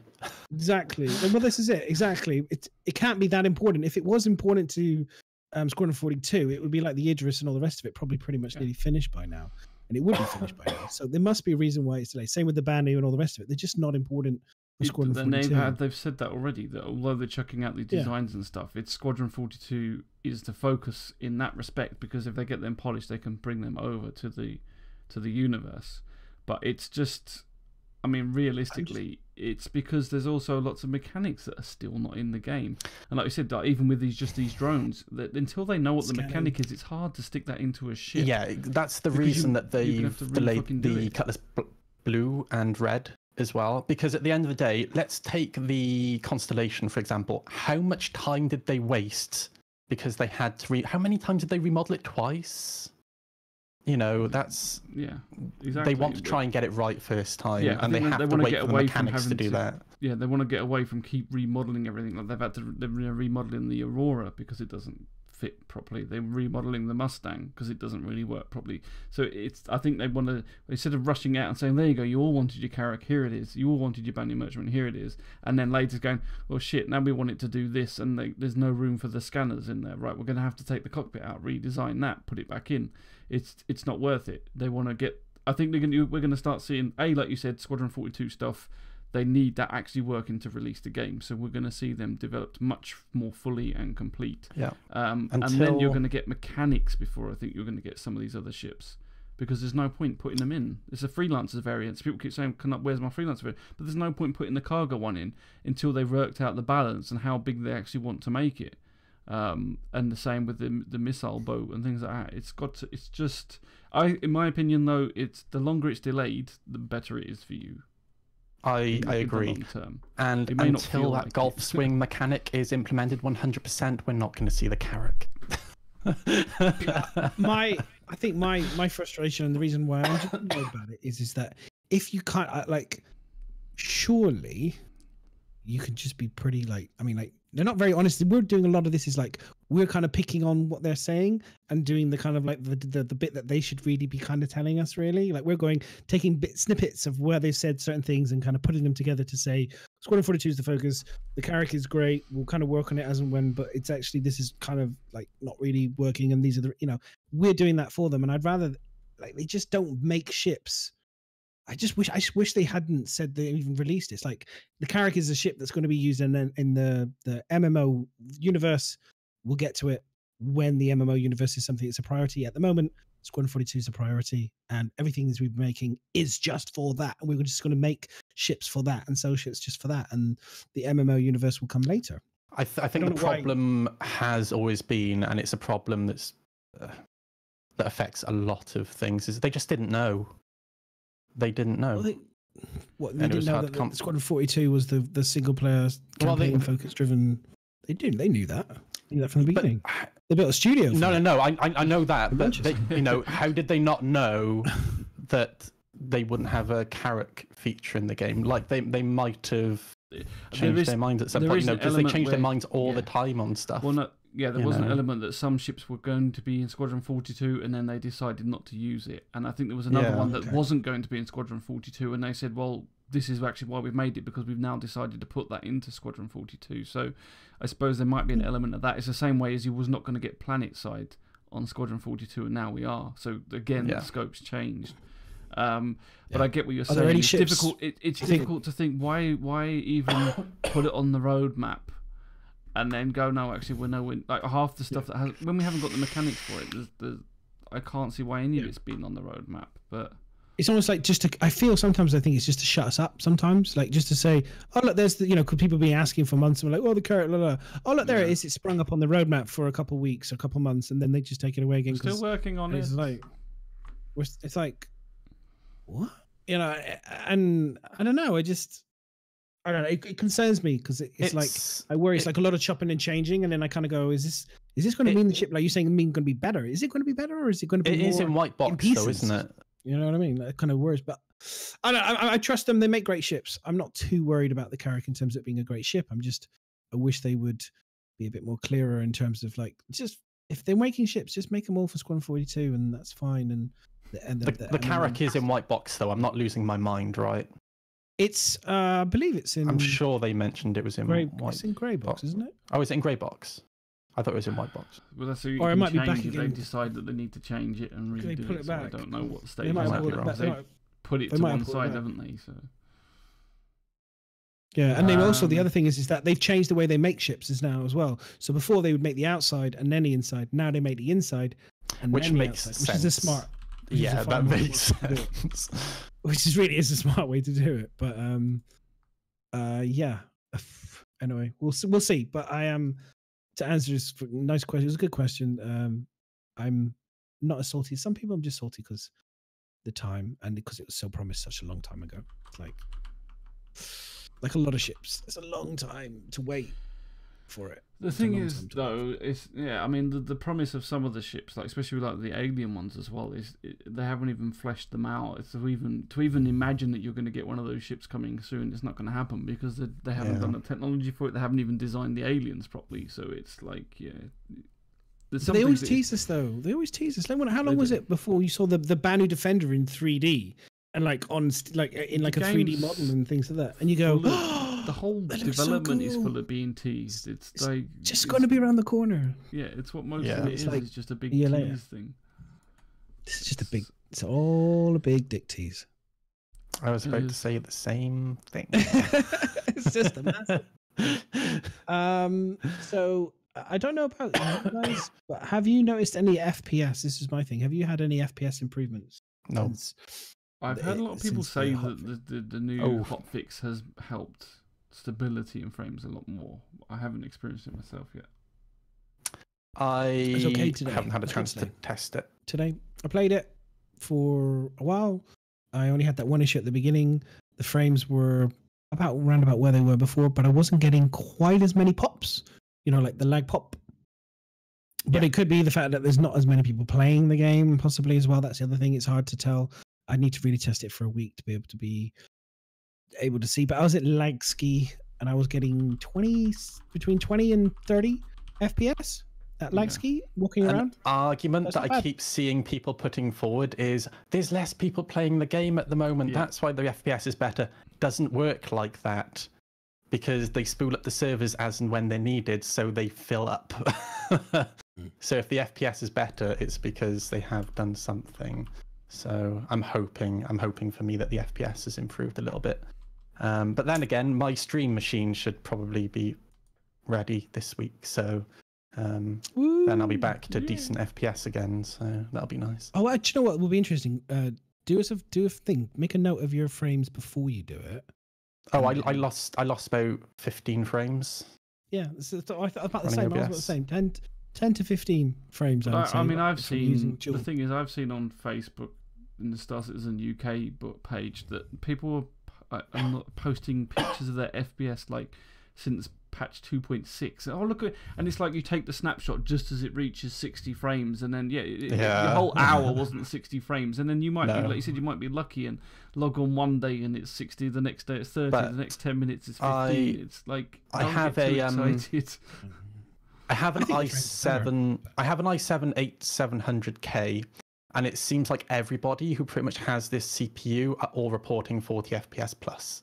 So I'm not saying everybody should go out and get i7 8700Ks. I'll just come burn my but- eyes and then. But You just got lucky. Does... Just got lucky with the right one. The best Star Citizen GPU for patch 3.0 or 3.1. Until Is the 3.1 i7. comes out, and then the Ryzen will be better, and then when 3.1 comes out, the i5 will be better. I think it comes down to single-threaded. I'm It was supposed to be multi-threaded. It's the speed, isn't it? It comes down to the speed at the moment, and this is very, very, very Not even fast. pretend I to fucking run know mine what- at 5.2 What makes it better? gigahertz. I just log in. So I see if it's playable. If it's playable, I play. If it's not, I go off. I don't look at my FPS. I don't look at, because sometimes fuck this, I go back to Madness is saying, D&D. look at my FPS, and he's lagging like hell, and I've got like less frames and managing to move perfectly. So it's like, do you know what? Who gives a shit what the That's when I dial first says log up in the corner? I can either move or I Hmm. can't fucking move. Yeah, this is true. This is it's still breaking. It's still broken all the time. I can't get anywhere. I think the way I look at it is this way when it comes to CPUs. Okay, so AMD got a Mustang Omega, and Intel got a £600 obviously, Raven. Says it all, doesn't it? Oh, my EMP. fucking Omega upgrade. Just saying. There And might on top be of a that, clue there. AMD got it for a fucking, was it graphics card, and then like Intel got it for an SSD. For SSD. but the best SSD on the market. Yes. Octane. Just saying. Send me one now, please. Oh, okay, never mind. Did anybody buy one no. out of interest? I was very tempted. I was hoping to get the free one, but no. I was too far Oh. back in the queue. Oh, I will. Miz, were you sat next to people who were all sat there opening, getting their golden tickets? Like, yeah, I got a golden ticket. And then someone next to them going, yeah, and you just sat there going, Let's just sit again. I'm gonna I go to should've- SitCon this year, and I hope they give out actual fucking spaceships. That'll make me happy. No, because they're not going to spend man. resources on it, because they can't give it to the people that have spent £1,000. Fuck you, Sid. Give me my spaceship. no. Right, so, Oh, brilliant stuff. Next topic of conversation. Oh, HUD improvements. If you want to, or is there another question? we've the got a HUD couple of improvements? questions, but they're all from Moist Noodle. Oh. I don't know whether we leave them till the end or whether you want them. Oh, I know, now. yes, guys, I've redone my hair. Yes, that was They look pretty great. much the first question. Have you? No, the first question was how many Smurfs lost their lives providing the dye for your hair? Many. I just put them on my head. I'm like, oh, there, you can sit in my hair. Basically, the Smurfs are standing naked on his head. He has no hair. They're Yes. just naked See, Smurfs. See, you see Smurfs, but I see trolls. Yeah.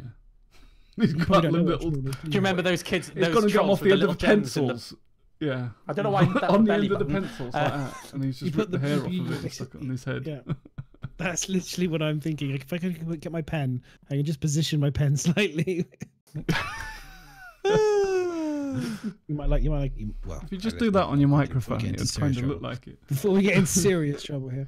No, but the HUD Riffius improvement. HUD Moist improvement. Noodle wants to know: is he also a limp noodle? Rithius wants to know if moist noodle is also a limp noodle. Only when I get in the. I don't know. Yes. In really cold water. Okay. Yeah. And we'll ask the last question for now, and then people can add some more. Cecil asks, what is your favourite ship in the game at the moment and why? Oh. What? As in, what's currently available? At the moment, yeah. So we'd go with... Cutlass. Oh, actually, it's. I'm going to change it. I've been saying Cutlass Black for ages, but I've been loving my saber again. I love my saber again.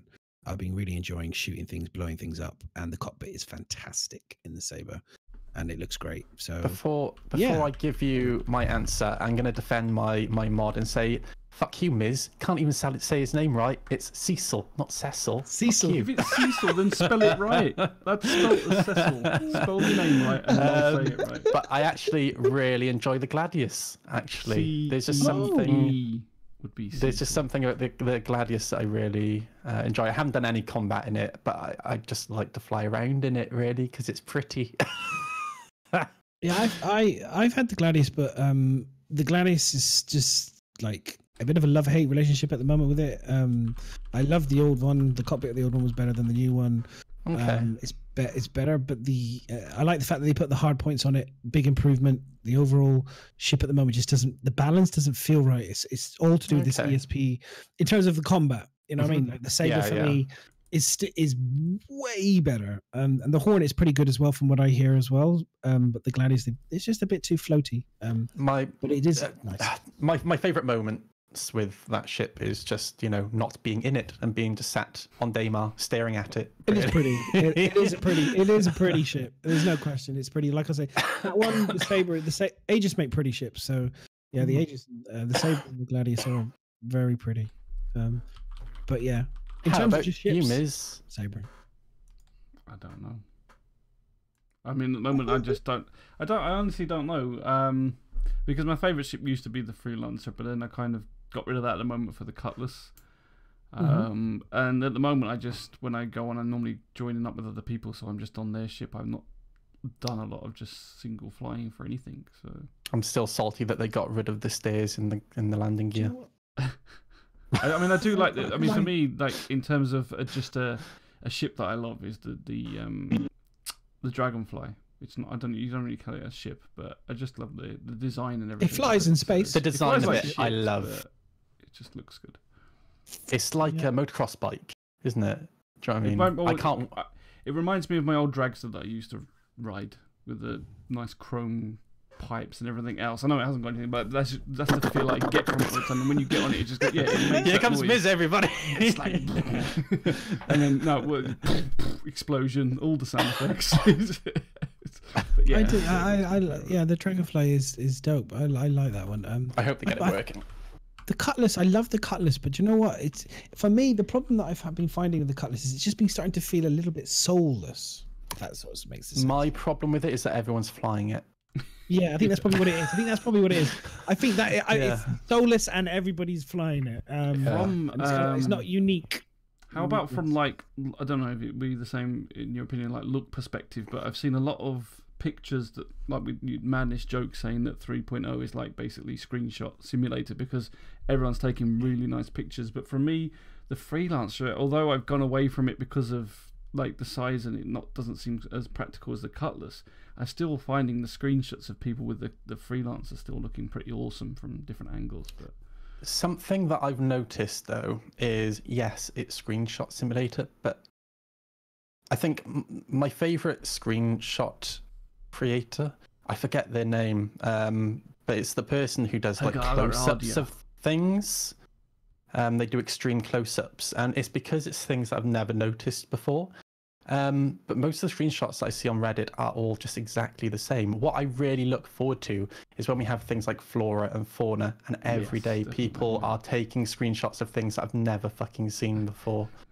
Yeah, I can't wait for that sort of stuff in the game, to be honest. And like bare moons are okay for a little while, but I want to see some pretty shit and fly through canyons that have got trees, and because who doesn't want more things to hit? I can't even fly over the surface of a moon that's got nothing on it. So yeah, I want stuff to stick out and the first time I ever hit electricity lines while flying a helicopter in armor blew my mind. Right, and when that moment happens in Star Citizen, it'll be awesome. Just like retracting Yay! these wires. I think for me today, I did my first ever kind of like I bought a load of clothes, like civilian clothes, when I was at Lesky because the frames were good enough. I just was walking around trying out the clothes, going. I tried the jacket on, and I was like, "Oh yeah, cool." And then I was like, "Nah, my ass looks a bit big in this." My wife's just spilling drink all over my desk. All right, babe. Do you want to try and break my computer with my drink? Don't take the piss out of a pregnant lady. Yeah. Leave her alone. She's allowed to spill a drink wherever she wants. She honestly, like every 5 seconds, she'd come up to me and be like, "Oh, watch out for this, watch out for that." She's literally like Josh Brolin in the Goonies. Don't slip, guys! Don't slip, guys! Don't slip, guys! And then whoop, slips. literally is that character. Like don't trip over the glass, guys! Don't trip over the glass. The next thing you pick up, and then you just hear this smashing sound. She's broken the glass. Oh no! I can't remember what I was thinking. What was I saying? Shall we talk about HUDs now? Because yes, we were going to talk about that like 15 minutes ago. No, it's fine. We've got any more questions, by the way, guys? Keep throwing the questions in, and we'll just go through them as we go along as well. So we're going to try and keep it fluid and keep it very kind of chatty today. The HUD stuff I was going to say on we could do HUDs, or we could talk about ships as we're talking about ships, and we've been talking about it all. It is a big topic really for the week. We have the Terrapin, we have the what was the other one that they did, the new Phoenix interior. They showed us the white box for that. Oh, that's really interesting. We have the Phoenix without the hot tub. No, we are spending time in the hot tub together. We discussed this, Miz, and you promised. They've redesigned that hot tub a few times because that's a good point. I've seen tweets with Moist Noodle and laptops watching shows in the bath, so I can imagine you spending a lot of time in the Phoenix hot tub. I always just hold my laptop just above the bubble. It's like that one, just perched above the water. I have a strong arm. This arm. So you're gonna want in the hot tub. You're gonna want like the flip down screen so you can watch like the stuff from the Reliant news van being broadcast around. In all seriousness, I'm tempted to get a huge fucking TV put in my bathroom. It might be safer than holding the laptop, to be fair. Yeah. Right. So, what do you want to look at the Phoenix first? Because I've got a picture of that. Or do you want? Sorry, I shouldn't laugh. I told my missus I'd throw away his t-shirt. She's just washed it again. Sorry. She drives me crazy. Right, don't sorry. You wash things before throwing them out? I do. Nah, I always keep them clean. I always like to kind of keep things clean. Are you telling me you don't give your old clothing to charity? Would you want something he's been wearing? You wouldn't want this t-shirt. Let's be honest. You wouldn't want this t-shirt. Miss, do you want me to throw you the video link? You got the video link, haven't you? In Asylum, you got it for the 600i interior. This is the Phoenix interior bit, so you can talk about that. The Phoenix one and the Hurricane.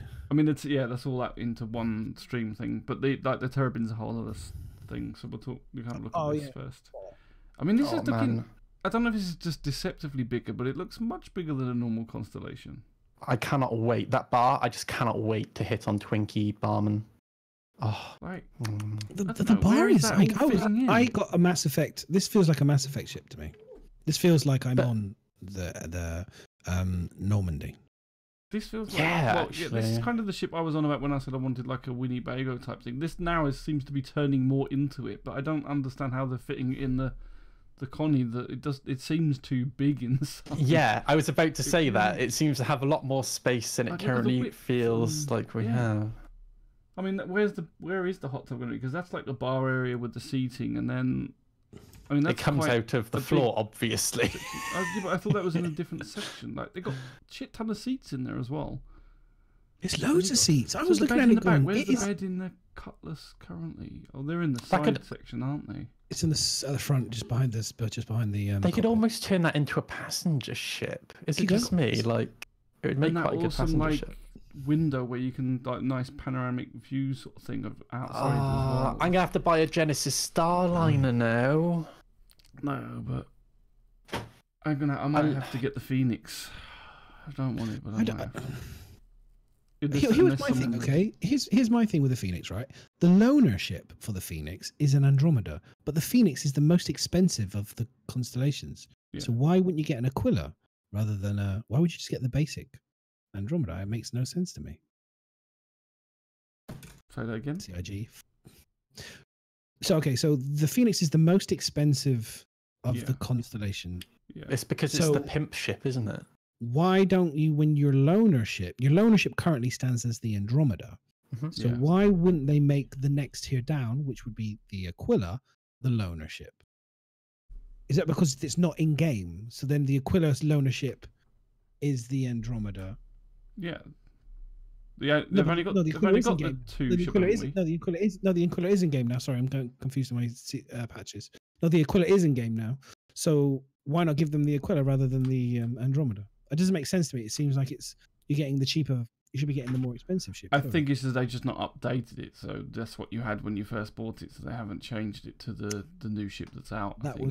So they probably have to go around it. That was my frustration. That was my thing. Is that it does seem to be like the loaner ships list, just going very quickly, does need to be updated really to match modern day ships rather than some of the ships seem to be very archaic and old on that loaner list. The community has been asking for that for a long time, and they make subtle changes every now and again, but they don't seem to do a drastic overhaul ever.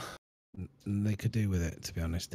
Some of the names, some of the lists on that. There's a few on that list were shocking. But anyway, back to the. Foible said they made the ship wide. They were planning on making the Phoenix wider anyway, which I wasn't sure about. But I mean, there's rooms in there. There's so much freaking room in there. There's got the bar. There's like a room. It looks huge. There. Then there's like a separate room. Yeah, I don't know. To me, that looks like a completely different ship. I mean, I know they've reworked a shit ton of it to make it because it's got none of the cargo room and stuff, I suppose. But and there's the other ship that looks pretty tasty, the Hurricane. I'm excited about this ship. As a turret, this would be a real test for those turrets. It is a sexy looking ship, to be fair. And the inside of the Hammerhead as well looks amazing. This is exactly what I want from the Hammerhead. Can you imagine like having fights in there, like boarding party fights with the long corridors? It's going to be awesome. I can't wait to rub myself all over that interior. God. Oh, the turrets. I was like, that was cool. Moist Noodle's ship. He's rubbed himself naked. Never go in with a black light. Miz, don't touch that handle or that handle. Jackson Pollock painting going into his ship. The turret's cool though. I like the animations on the turrets. That's pretty, I just wait to see it. There's a lot of movement on that, isn't there? A lot of freedom. There's a shit ton of movement on that. And then we got the new Mustang look. I'm curious how strong they'll be. Box underneath, isn't it? I think. Yep. Oh, this was interesting though. I wasn't sure. I'm not quite sure yet. It looks a bit of a dog. It looked a bit weird. I don't know what you guys thought. Yeah, so when we saw the concept art, really loved the concept art. Now I've seen it in grey box. Maybe it need. I think it's just because we're not seeing it textured. Maybe. So we're not seeing depth very well. But still, I don't know. I think like we were kind of talking about a bit earlier though, with the price of the different ships and things. I think that the Mustang now, that and the Aurora are just becoming so irrelevant that it's almost like something you're going to fly for an hour until you make a couple of quid to buy something better. Get your Penguin, because that's going to be the far better ship. Yeah. Starter ship is going to be the Penguin, or the Avenger. But you know the crazy thing? I think I mentioned it last week when I was playing Elite Dangerous, EVE Online. I spent so long working towards the high-end ships, and then I ended up spending like endgame most of my time in interceptors, which I could have gotten into within like my first few weeks of the game. It's crazy. So, the point I'm making is I might actually end up spending more time in starters in the long term in Star Citizen than like my Hammerhead or my Reclaimer or whatever. So Well, you will do. I mean, because it's going to cost you too much money to keep all those big ships going at the beginning. Yeah, so exactly. you will have to start off yeah, in smaller ships. We all will, unless you drop thousands personally, on UEC. unless you like, I don't know how you play other games, but you don't always manage to get big groups and things. So I think flying these bigger ships are going to be less practical most of the time anyway. I think there'd be like a balance. I think maybe like Constellation size. I think those sort of small co-op type size ships that you can probably get away with AI crew are probably going to be like not for everybody, for a majority of people would be the limit of the maximum kind of ship that you want to fly on a daily basis, and then the big ships will be for if you're planning them. That's my opinion. I mean, obviously some people go, no, I'm going to fly my big ship every day, which is fine, but I don't think it's always going to be that practical. Especially when I see Madness blowing up a caterpillar. You've been clipped, Noodle. He's what? Sorry, big child. He's been clipped. What's he done this time? Well done, sir. Well done. Entry level might be better in better term to start out with. Oh, for sure, absolutely, 100%.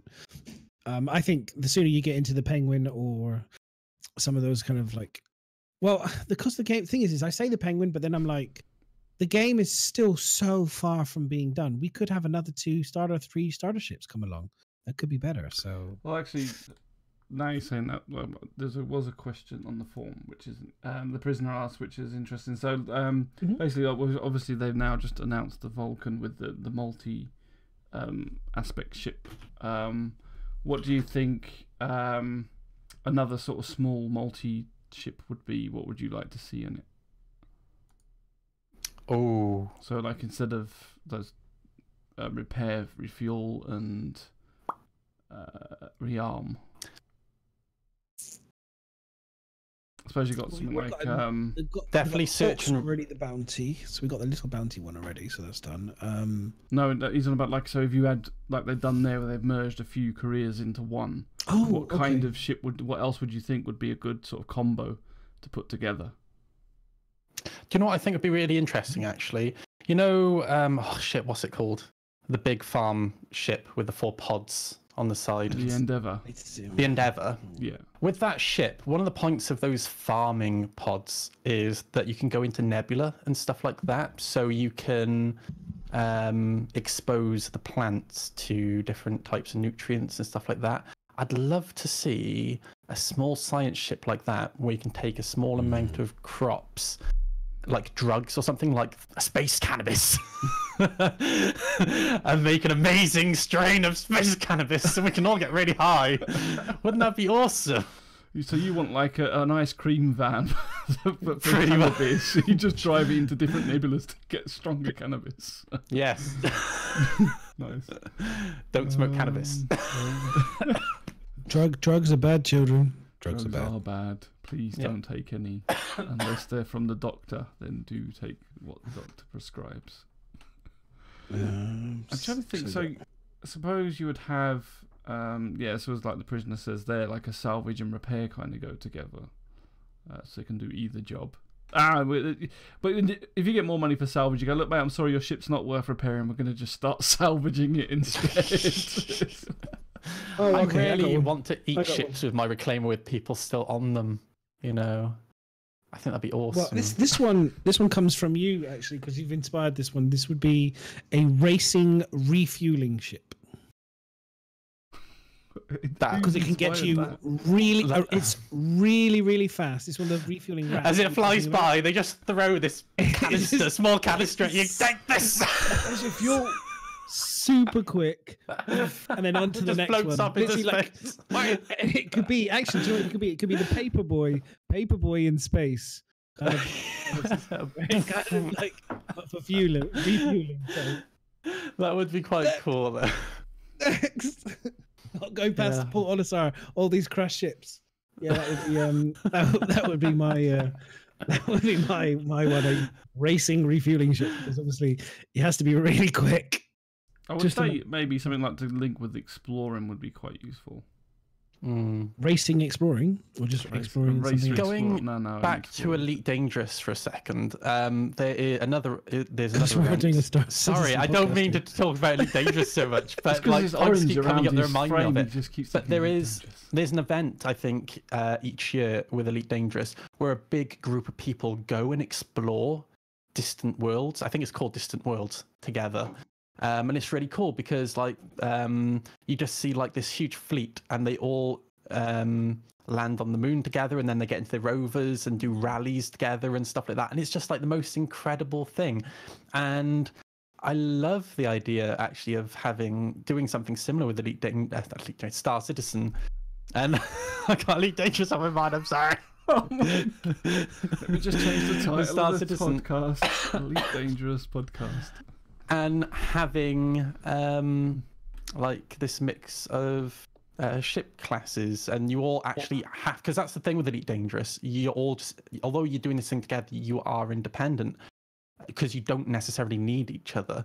But with Star Citizen, you will probably need each other because with Elite Dangerous, genuinely people do accidentally crash into each other and then they're completely out of the event, which is a huge shame because it only happens once a year. If you've got a Crucible there, then you get them repaired up and away you go again. It's not even alcoholic. You know, and you have the refueling ships there, etc., and you know you have security with you, so on and so forth. You know, I just think that's yes, a night, Kai. We are all moving to Elite Dangerous now. I'm about to mute. I think we're going to be mute Moist because he just keeps talking about another game. I'm sorry. It's a space game. I haven't. To be fair though, I haven't played Elite Dangerous because you know I'm a Star Citizen elitist, and I think Star Citizen is going to be way better. So.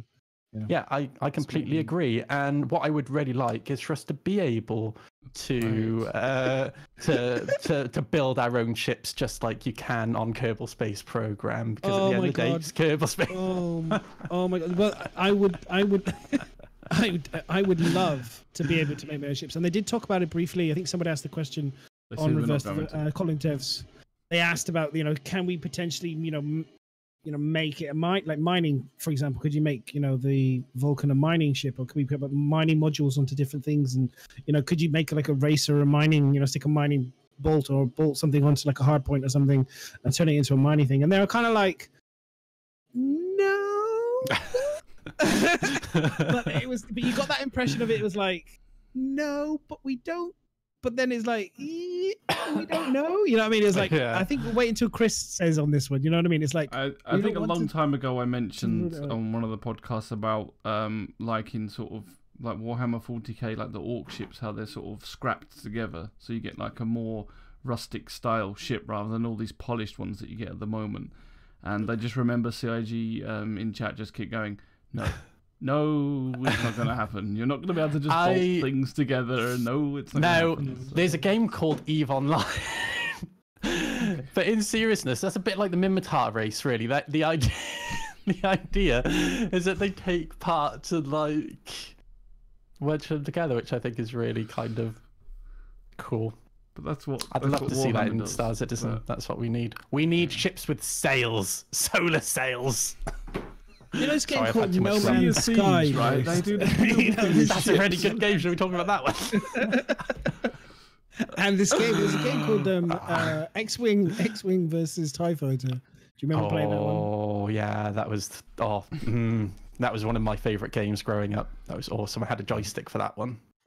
Yeah, we'll talk about that on another show. By the way, Wing Commander's on sale on GOG. Go get it. No. Okay. Oh, okay. So we do actually. Star Citizens. I just noticed we have another question from Cecil. There's lots of things in the past that we think are good, but when you play it again, they're not. Cecil. Cecil, actually, is how he's put it. Cecil. I was about to say, it's a good your job favourite game that is not Star Citizen and not sci-fi. So that's my favourite game. That's not sci-fi. Would The Witcher be sci-fi? No, that's not. Where's the science in that? No, that's called fantasy. Fantasy. The Witcher at the moment. In a landslide. I'm sorry. It's hard. It's hard not to. I'm engrossed in it again. I love it. It's so good. Everything about that game is insanely good. It's got no bugs that I can, hardly any bugs anyway. Now and again, there's a few things, but it's like epic in my opinion. So yeah, The Witcher. I'm really torn At the moment, dangerous. because no, not allowed to be sci-fi. My choices are gonna sound really not sci-fi. So that does. I was gonna say, I had a choice of 3: Warframe, but that's sci-fi. But the other 2 are gonna seem really lame. Either War Thunder or Euro Truck Simulator. Don't laugh at me. Don't judge me. Who are you? You don't know I've played what Farming I am. Simulator, so don't worry. I've actually got cattle and crops, so yeah. I can't But really Euro laugh Truck at Simulator, Euro like, Truck there's just Simulator. something about like putting on the radio and just driving that really chills me out for some reason. That's bizarre. And I had a lorry driver actually message me on Grindr this week. So my favorite lorry is Mercedes Actros, which is what he drives. So he might take me out for a jolly old ride.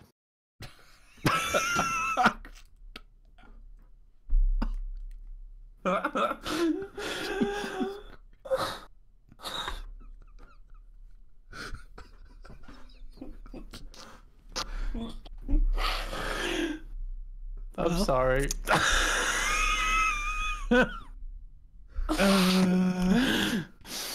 Let's bring it back onto Star Citizen again, or maybe Elite Dangerous this time. How does that sound? Okay, Dad. Jesus Christ, that's a first. That's the first. That's the first one. I've never seen both my compadres go down. Well done, Moist. Good job. I don't know how we got that from your favourite game, but there we go. Yeah. Wow. I'm good. I'm good. How about next podcast? Don't tell us how it went with your lorry driver. Oh dear. Don't let me drink so much rum next week. It's going to be like the first 20 questions is going to be on the podcast next week. Everyone asking how the ride with the truck driver went. Mate. Well, and Miz, how about you, mate? I don't know. It's got very hard, isn't it?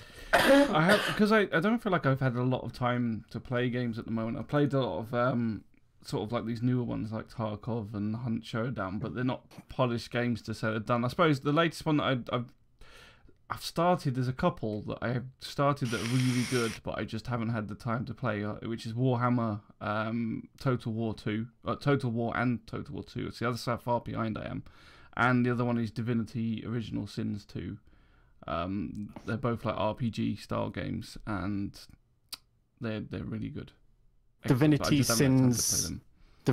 Sins Quality 2, I really am interested in playing. I bought it, I've got it, but I haven't played it yet. I've got nobody to play with. My boyfriend has it, but he doesn't like playing games with me. To be fair, I don't play games with me either.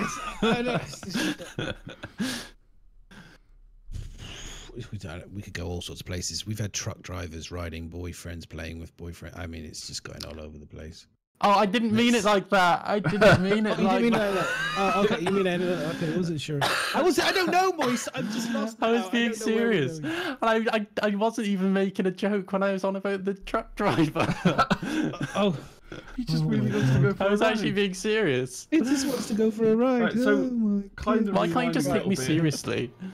onto ships. We didn't actually look at the Terrapin, so there was. Yeah, let's do the right. I like the Terrapin a lot. Now, I mean, without scanning mechanic in game, it's kind of a bit like, you know what I mean? I can understand why it's not. But in terms of as a ship, I love the idea of having me and my mate in my ship, just kind of like trying to find shit. But it's Do you know what I meant to mean? be solo, isn't it? No, you got two seats. You got the front it's two seat. seats, but it is actually meant to be just a solo ship. Right, well, I mean, when I kind of first look at had it as a the two-seat. concept of it, well, no, technically it's a solo ship with two seats. It's not technically a. No, I know. I know. I'm not disagreeing with you. I'm saying is that I will probably use it more as a two. If I can. think it's a shame that it doesn't have two seats. I agree with you on that. I think I'd like to get away from the single sheet ships at the moment. Single seat ships, because I just feel like this is meant to be a multiplayer game. I would and I think someone said it before a long time ago. It'd be just, why do we need single seat? Even like just make it so that it's playable as a single person, but just stick an extra seat in these ones. I would like to see them being that, because that's what put me off with this Terrapin. It's like the description of it and everything. It sounds okay as a ship, but when they said it was like a solo gameplay mechanic and you're on your own there, I feel like, well, that doesn't sound that fun. I would at least have somebody else to go with. However, the video, the pictures that they showed of it, the ship itself I'm really impressed with how it looks, actually. So it looks like a really nice ship. I would really like to see more ships where the pilots are sat side by side. Yeah. Because I like the idea of looking across at my friend and being like, hello, my friend, how are you? That's what I mean. Really, you want to do, I don't know, for me, especially like I play multiplayer games, everybody knows that. So for me, I want to share the experience of doing this stuff with someone. I feel like it's more interesting to be able to say, have you fucking seen that? Rather than just sit on your own going, oh, wow, this is amazing, but I can't tell anybody because no one else is here. No, yeah, I mean, I don't mind both. I like playing solo games and I like playing games with friends and stuff. So that's why I like the Terrapin, because I can do both. In theory, I know it has the second seat, it has the front seat, and it has the scanning seat. So you can have your mate scanning in the back, and you can be flying in the front, which I like, because that way at least the person in the middle is doing something, has something to do, which would be quite a cool job, I think. Scanning whilst the other person's trying to keep you alive, not crashing into things. So yeah. Also showing a new mechanic here. The ship is flying with no pilot. Wow! Yes. Remote control. So remote control Terrapin is now confirmed. But I was talking about this on my stream earlier. I was saying that, what was interesting, someone was saying to me that you can't do the hover mechanic anymore in the future for things like the Saber, because at the moment they said, oh, look, guess what? The thrusters are going to come down and you can hover. And I'm like, I could do that already, pal. Have you not played 3.1? I could just sit above Levski, no problem, in my Saber forever. And someone said to me, madness, but you won't be able to do that. And I was like, so hang on a minute. So it's literally going to be like Heathrow.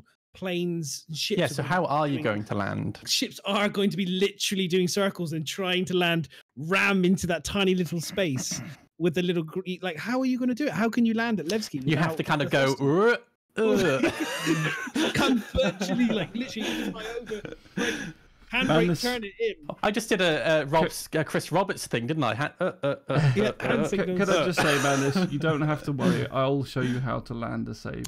I've perfected landing on pretty much any ship. I can show you how to land one. It's fine. No, it won't be hovering down nicely. They must have some sort of hovering mechanic. Because, seriously, how are you going to land? You get it level with the landing pad, and then you turn the engines off, and it goes. Do you know, like in like Roadrunner cartoons when he runs off the edge of the cliff? It's like that. Unless they're intending to use tractor beams to pull you in, suck you in. But they currently have the green thing, don't they? Which no, kind they of all you have go above maneuver and thrusters. Are they not going to be strong enough to just bring you That's down what they've to said. land? They've said that in the future, your maneuver thrusters just won't be powerful enough. Okay. It doesn't make. Then you can't. How can you land? It just. I'm sorry, but that makes a freelancer ship, because the engines did used to face downwards, so it could hover down, and now they took that mechanic out. So they take that mechanic out of it, and then face it, boys. We need cargo Argos now. I'm sorry. I don't. I mean, I need my Dragonfly, and that's about it. If they said to me, for example, it enables this type of ship to land on very high gravity planets, then I'd understand it, because it can invert its power to generate enough force to get you to go down onto a very high gravity, or to take off from very high gravity planets. For example, if you crashed in a Saber on like Jupiter, for example, the gravity is so high you can't, they use not enough thrust, whatever, to get off. Whereas this little bad boy can go to those places that your normal ships can't go. But I don't know why they've added it to that ship, and then they've taken it away to like the Cutlass and everything else that used to have it, and then they take it away. But they shouldn't be able to land on. We love this mechanic, but we're not going to have that anymore on these ones. But we will put it on this new one. It reeks of again, the head and the tail, or whatever, kind of like one's saying one thing and the other thing doesn't quite know what it's doing. I don't. It just doesn't feel well thought out at all, judging on what we already currently have. I'm sorry. But it does look sexy as a ship, though. It's cool, man. It's a cool looking ship. It's such a cool looking ship. I love all the way, kind of like I said, I feel like it's designed for going underwater as well, They could make that an underwater vehicle as well. They recently, was it this week or last week? The question came up about taking ships underwater, and they said No. Yes. They'll be probably Not they yet. might have specialist vehicles, but yeah, I like the idea of being able to like certain ships being able to land at least on water, dependent on like the weight distribution. I like the idea of seeing like because there was somebody did that concept art, didn't they? Amateur concept art. Sorry, fan concept art of the javelin. split. I just like the idea of somebody actually doing that, then the javelin going down she Well, goes.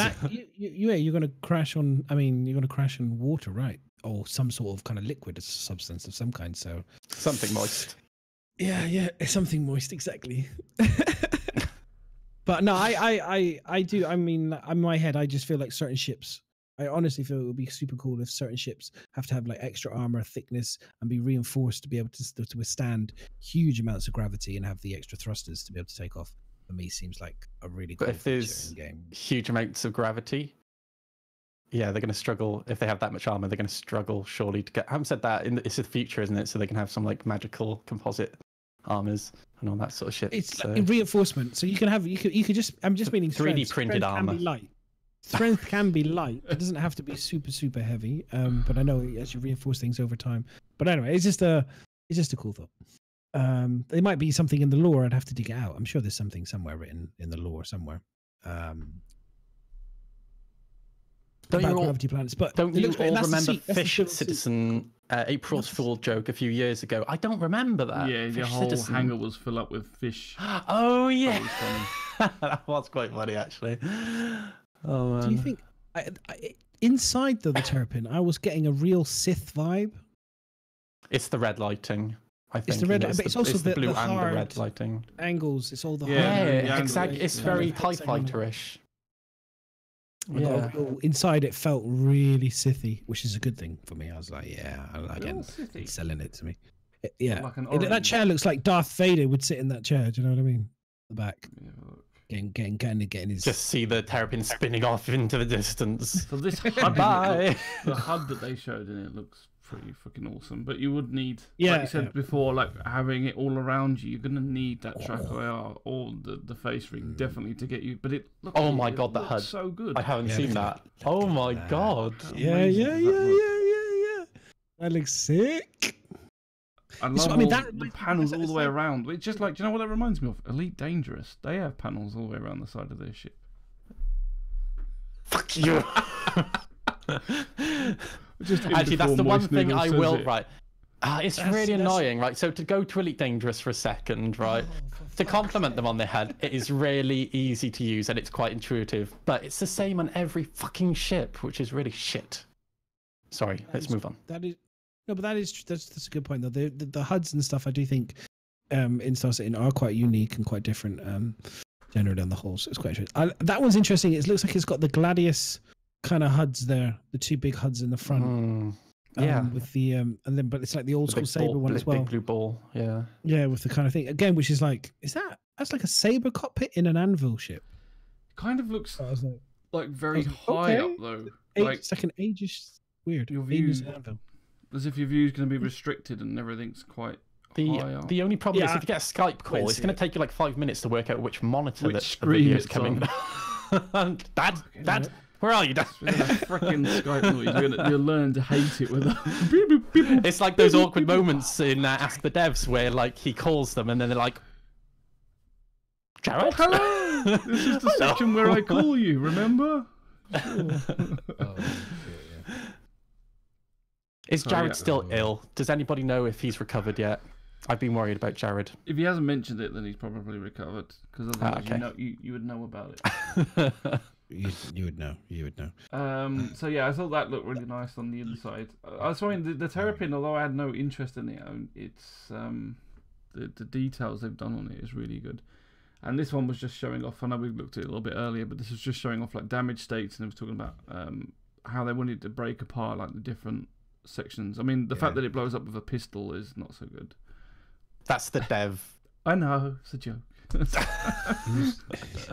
Sorry, okay, I'm a little bit I didn't on really the think that spectrum. he just this saying. really heavy armoured Terrapin, and he takes a few shots with a pistol, and it goes, "You found my weakness, son."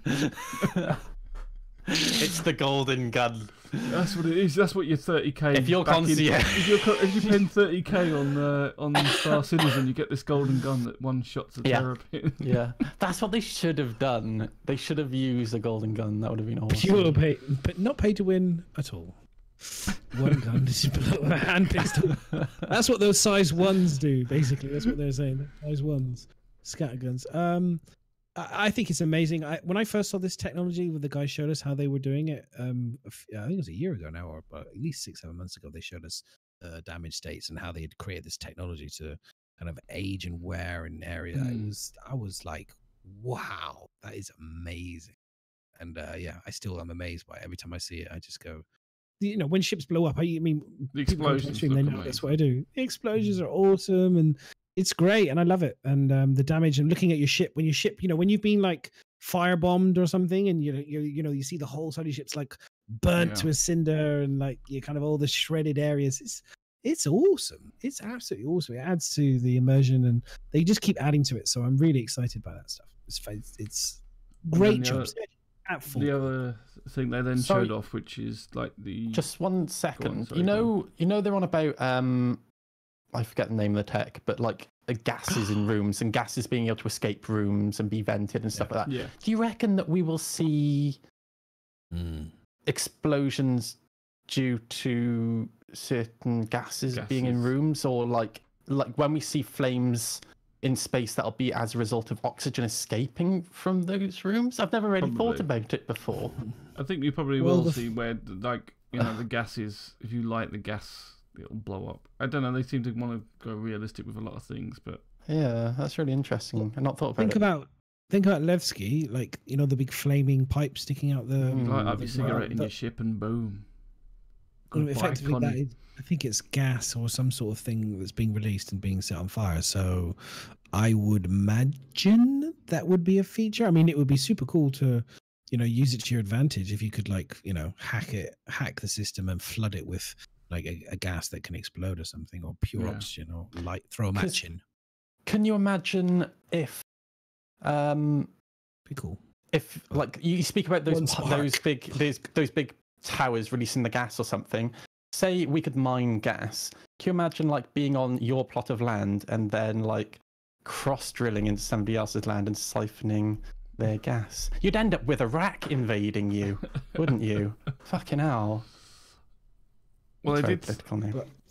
So is this to do with the fact that people have been asking questions about, will we be able to interact with more of the objects around us to be able to take systems out? This is showing off some of the component system, I suppose, because, like they said, we got the first iteration of the components in, but you can't necessarily interact with them more. This is looking a lot more like Hellion now, with the things that opening up and having access to the console panels and stuff. Apart from when they showed the toilet, but the light switch he got really excited about, and I understand why he got really excited about, because that was the whole point of Object 2. Was it container streaming? Object 2.0. Toilet though, look. Which toilet? Hang on. Did the toilet work? But it's one of those like stand-up squatty things, isn't it? No, it's not. Do you press your bum against the wall? No, the seat just looks like a seat. It doesn't look like an actual toilet seat. One with the hole in the bottom of it. I don't know. It might come up from the ground, just like the hot tub. No, that's a chair, in like a shower chair. That ain't a toilet, actually. I don't even think there's a toilet there. It's just like a shower cubicle. It's the bathroom. It's the bathroom. Just sit on the sink. Yeah, I know it's That's the bathroom. what I would do. There's no freaking toilet. There's no U-bend. There's a chair. You can sit on the stool and have a chat, but there's no toilet. Even though it's one of those ones, like you have in Asia where you just stand. Maybe the toilet comes out of the wall or something. Why are we thinking about this too much? The toilet thing is such an... I don't even care about it, but they did talk about the shower. They reinforced again this whole, if you don't bathe, you smell, and then people react to you in different ways and stuff like that. Are you bothered about that? Well, to be fair, they have mentioned now that using the toilet will actually need to be a thing, and like if this is a ship where you're going deep, then you're gonna need a fucking toilet, right? Well, if they're going to make, all right, here's the way I look at it. If they're going to make toilets like a real legitimate thing, and they're going to make that like an honest thing, I do not want to be in the middle of a combat scenario and then suddenly have to feel the need that I need to take a shit, because my body in the real world would naturally tell me you are potentially going to die and suppress that need to go to the toilet. So, if they're going to do that, they need to make it so that you can potentially, in the dangerous situations, that suppresses the need for a prolonged period of time until you, I can safely say it's probably a mechanic I could live without. Oh, this is my summer car all over again, isn't it? Getting dirty and having to go to a toilet, I can live without those mechanics. Yeah, same. What I'm still hoping they will do is things like eating will provide you with buffs rather than negative effects. That's what I really hoped would happen. Well, they did say that you will gain Chris Roberts wants stamina and stuff from it, yeah. Yeah, you'll perform better if you've been eating. If you're obviously dehydrated or whatever, you'll obviously perform less. We're going to get punished. Like, if we're like we are now, like streamers that sit here and like to eat pizza and donuts and shit, we're going to be crap. Talk about yourself. You ain't going to be able to run. Well, okay, I'm talking about myself, but you're going to run like on the battlefield 2 steps and you'll be like, no, you're going to be forced. Now, it's bad enough that we're being forced to eat healthy food in life. Now we're going to eat healthy food in game just to make sure that we can actually run up a flight of steps. Get over it. It's not fair. Yeah. It all depends on what the percentages are. Are we talking, like a 9-10% boost? Well, at the moment, you can't run. Well, they changed it, didn't they? When they first did Star Marine, you couldn't run to the other side of the stairs without. They always seem to implement the worst case scenario to start off with and then slowly ease back. 26 a minute. I'm dying. I don't know. Like, I get that one. It gets really weird. Like, the minute. This is the thing is as well. It's like any piece of heavy armor that you put on you, it could be like, like a pair of heavy armor socks, for example, and suddenly you are encumbered as if you were carrying 90 heavy pieces of armor, and you've got like a house on your back, and you literally are about to die. Because that's the thing for me is like, I put a heavier helmet on because it's got heavier armor, so it's a little bit heavier, but now I'm out of breath after about 5 seconds of running. It does seem to me like they need to do the balancing on the pieces. So like if you're wearing the chest piece, that's going to weigh more, like a weight system like Scum uses, where the individual items have a weight ratio, and obviously the more weight you carry, it slows you down. The less weight you carry, the more you speed up. That's the way I kind of would imagine it, but it doesn't seem to be that. Yeah, because we're in alpha. I mean, there's something that's probably going to happen, but I think at the moment that's obviously things are just stuck in. I mean, the Scum mechanics, the way they are doing it is pretty stunning. Yeah, did you see that? Pretty amazing, and like the fact that when it gets wet in the rain and then that gets heavier and things like that, it's pretty amazing. Eviscerator says, if I remember right, a long time ago they discussed the possibility of exercise rooms / gyms where you could work out to be stronger and increase stamina. I love that idea, and it's one of the things I loved about San Andreas, believe it or not. Do you think that's what they're going to do? I hope so. Because doesn't it gives a point to gyms on big ships like Idris. Doesn't that also mean you start getting stats for characters, which they kind of said you're not supposed to have stats for characters? Well, it doesn't need to be. It would give Can you imagine the roleplay? Can you imagine the roleplay? It'd be awesome. Yeah. We'd be running around going, "Bro, what's up, bro? Yeah, bro. Bro, bro. yeah, bro. Slapping each other on the ass. Man, you're looking hench. Yeah, man. Woo. I don't mind it being in. There's things like Tarkov. The more you loot things, the better you get at looting. The more you carry the heavy gear, then it levels up your ability to carry heavy gear. But the downside is that that means that every character is going to have some form of stats, and that's what they said. That you're not going to have anything like that. You're not going to be able to level up. So I can't see them doing that. I mean, like I said, I've got no problem doing it, but it just kind of goes against what they said. Technically, every character has a stat, but it's whether or not we see those stats. Well, the stats I don't think we will necessarily armor and stuff, though, aren't they? But what I mean is, there is a file in the game that has like a certain walk speed, etc., etc. I think we don't necessarily need to see numbers, but it would be nice to know if I'm doing a workout in a gym, then I might be able to run a little bit longer. I don't mean from like a 5-minute workout, but if I regularly go to the gym, then I might be able to run for longer with heavier armor, if that makes sense. And it kind of gives you more of a the RP part of it is quite nice. But if you want to be like a heavy Marine it gives you more of an excuse to live the life of a heavy marine, if that makes sense, rather than being heavy marine for 1 minute. I just thought it was what they were against, having any of that sort of stat. But I know it'll be interesting to see if they do it. If they do put it in, yeah, it will be interesting to see how they handle it. Because I think that's got to be the way to do it, is kind of repeating something, doing jobs that would aim towards that. But then I think it's like, where do you stop then? Because you do have it, just have a gym so that you build your muscles up. Do you then get better at like hacking in a computer because you've done it multiple times? It's like, once you put that, where do you draw the line on that?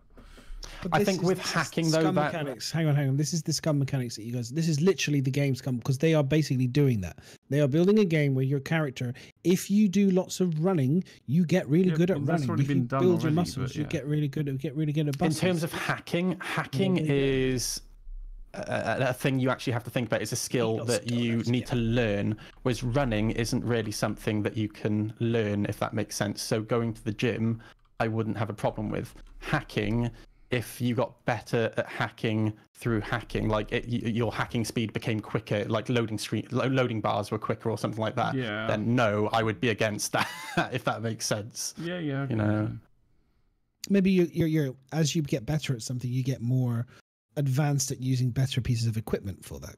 Because I know they talk about the items being like the ships being, you know, you can then use a piece of gear better, or you can. If I keep exposing myself to a disease, will I get more resistance? You will actually. Do you know it sounds daft, but I'm not against that kind of idea. I am against. It does that in Tarkov though, because the more damage you take, the better you are at like taking damage and being wounded. Our bodies have an adaptive immune system. You can, in theory, inject like poison into your body, and it will eventually gain. In theory, that is how the jabs work. That is how measles jabs, flu jabs, and everything else work. It is injecting a piece of the disease in you. It's not theory. That's what happens. Okay, so yeah, so there you go. So your point was, sorry, I'm confused then. I'm going to start injecting myself with the AIDS. Are we going to be able to expose ourselves to build up our resistance? I don't see why not. So, using tools to get better at using tools as a stat, I'm against. But if it's things like natural things, like your body getting stronger and stuff like that, I'm fine with. Thanks for that convo, guys. It was great. It's nothing to add. I agree. I don't know. I do agree with you. I think it passive sort of stats, but. And it also, I mean, by adding that, which I do agree with, to be honest. In fact, I would like it in there because I think adding something like that would make death mean more as well. Because like at the moment, you know, I know you're going to lose shit if you have permanent death, but if you have permanent death and then you just get cloned into a new body, or it's supposed to be a relative, then all you're losing is some of your rep and stuff. But yeah, if you actually lost your time that you invested in going to like, I don't want to go to the fucking gym. No, I don't do it in real life. Really? But yeah, no, I mean, no, you lose that stuff. It gives people who are committed the edge. Yeah, it would definitely make make you think more about your life and make you take less of a risk, I think.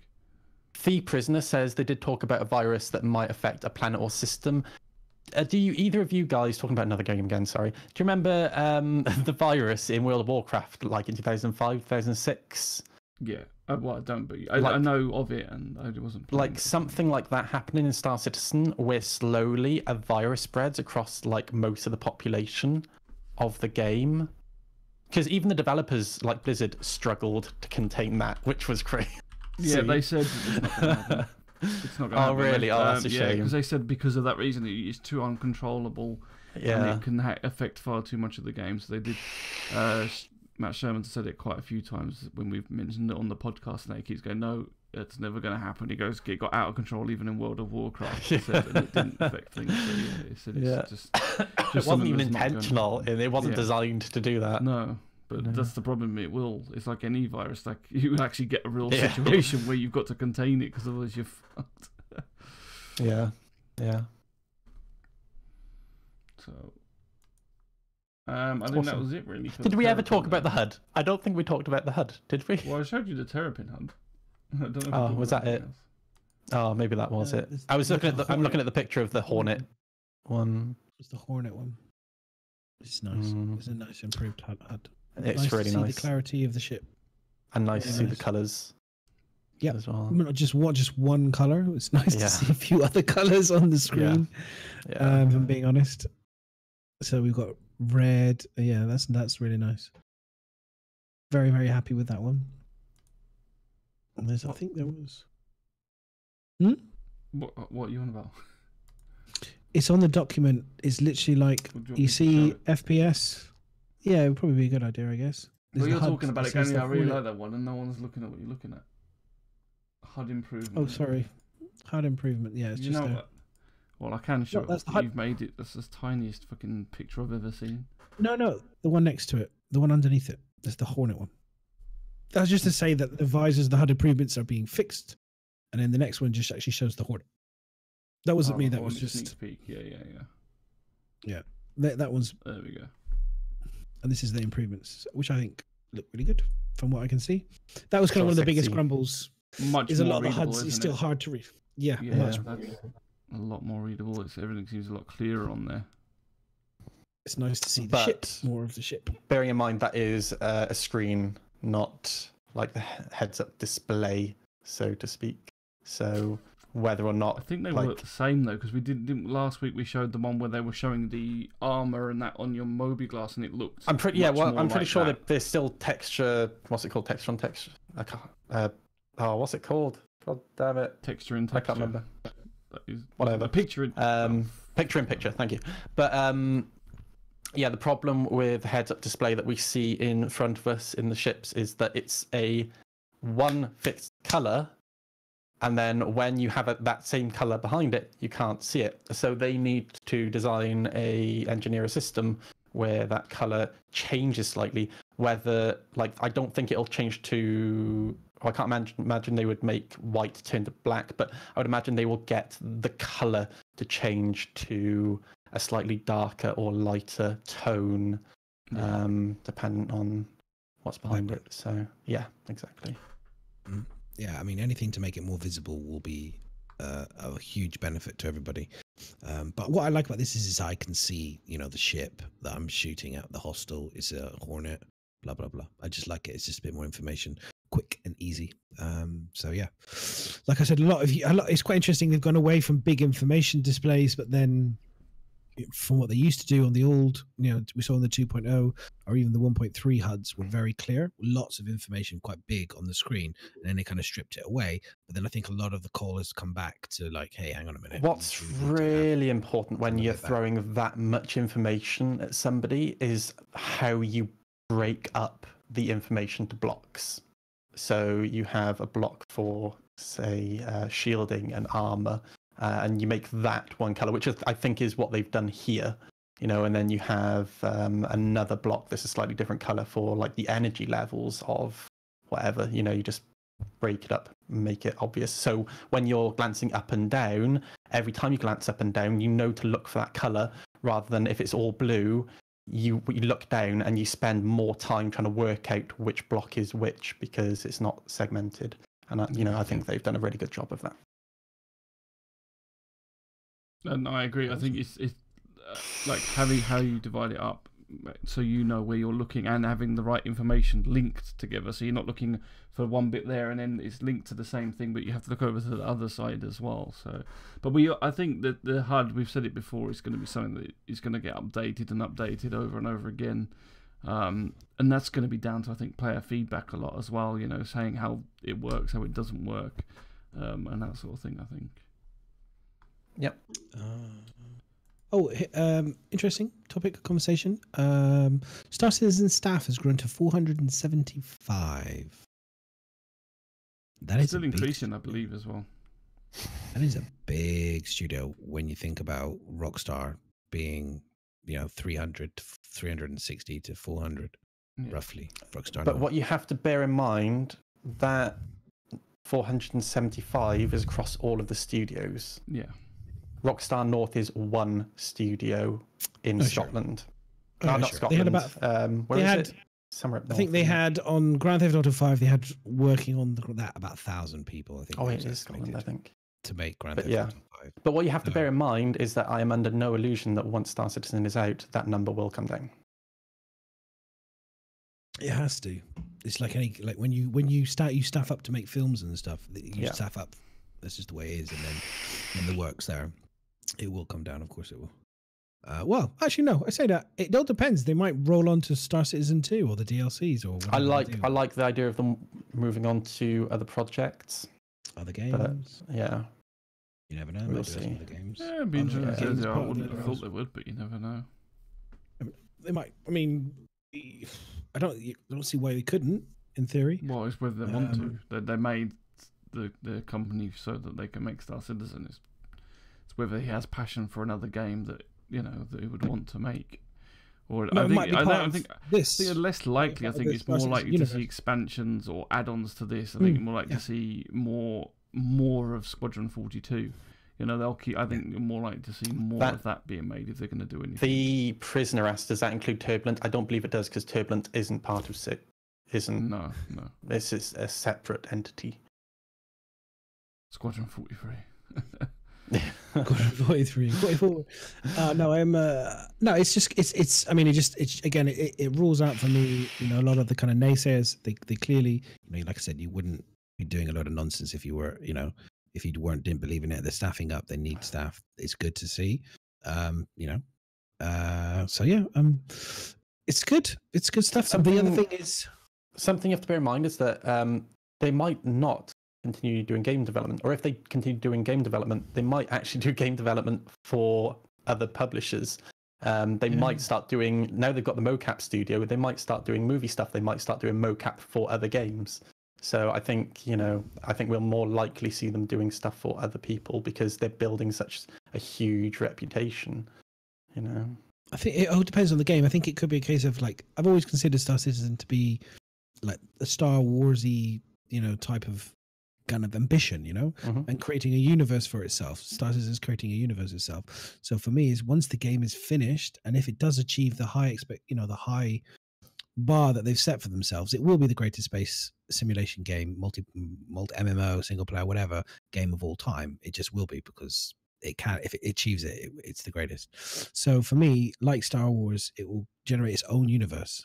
And so it will be able to do loads, from film that you talked about. He's already done it once with obviously Wing Commander. So who's to say he wouldn't want to maybe do a Star Citizen type of film or something, or a TV show, or who knows? Who knows? Once he's done it, once the game is released, so many things, it's unbelievable. Yeah. And then, did you know, by the way, that I didn't know that there was a limit to how much you could gift in a day. Yeah. I think it's for money laundering and stuff like that purposes. Damn. Do you know how much it is? Isn't it something like 1,000?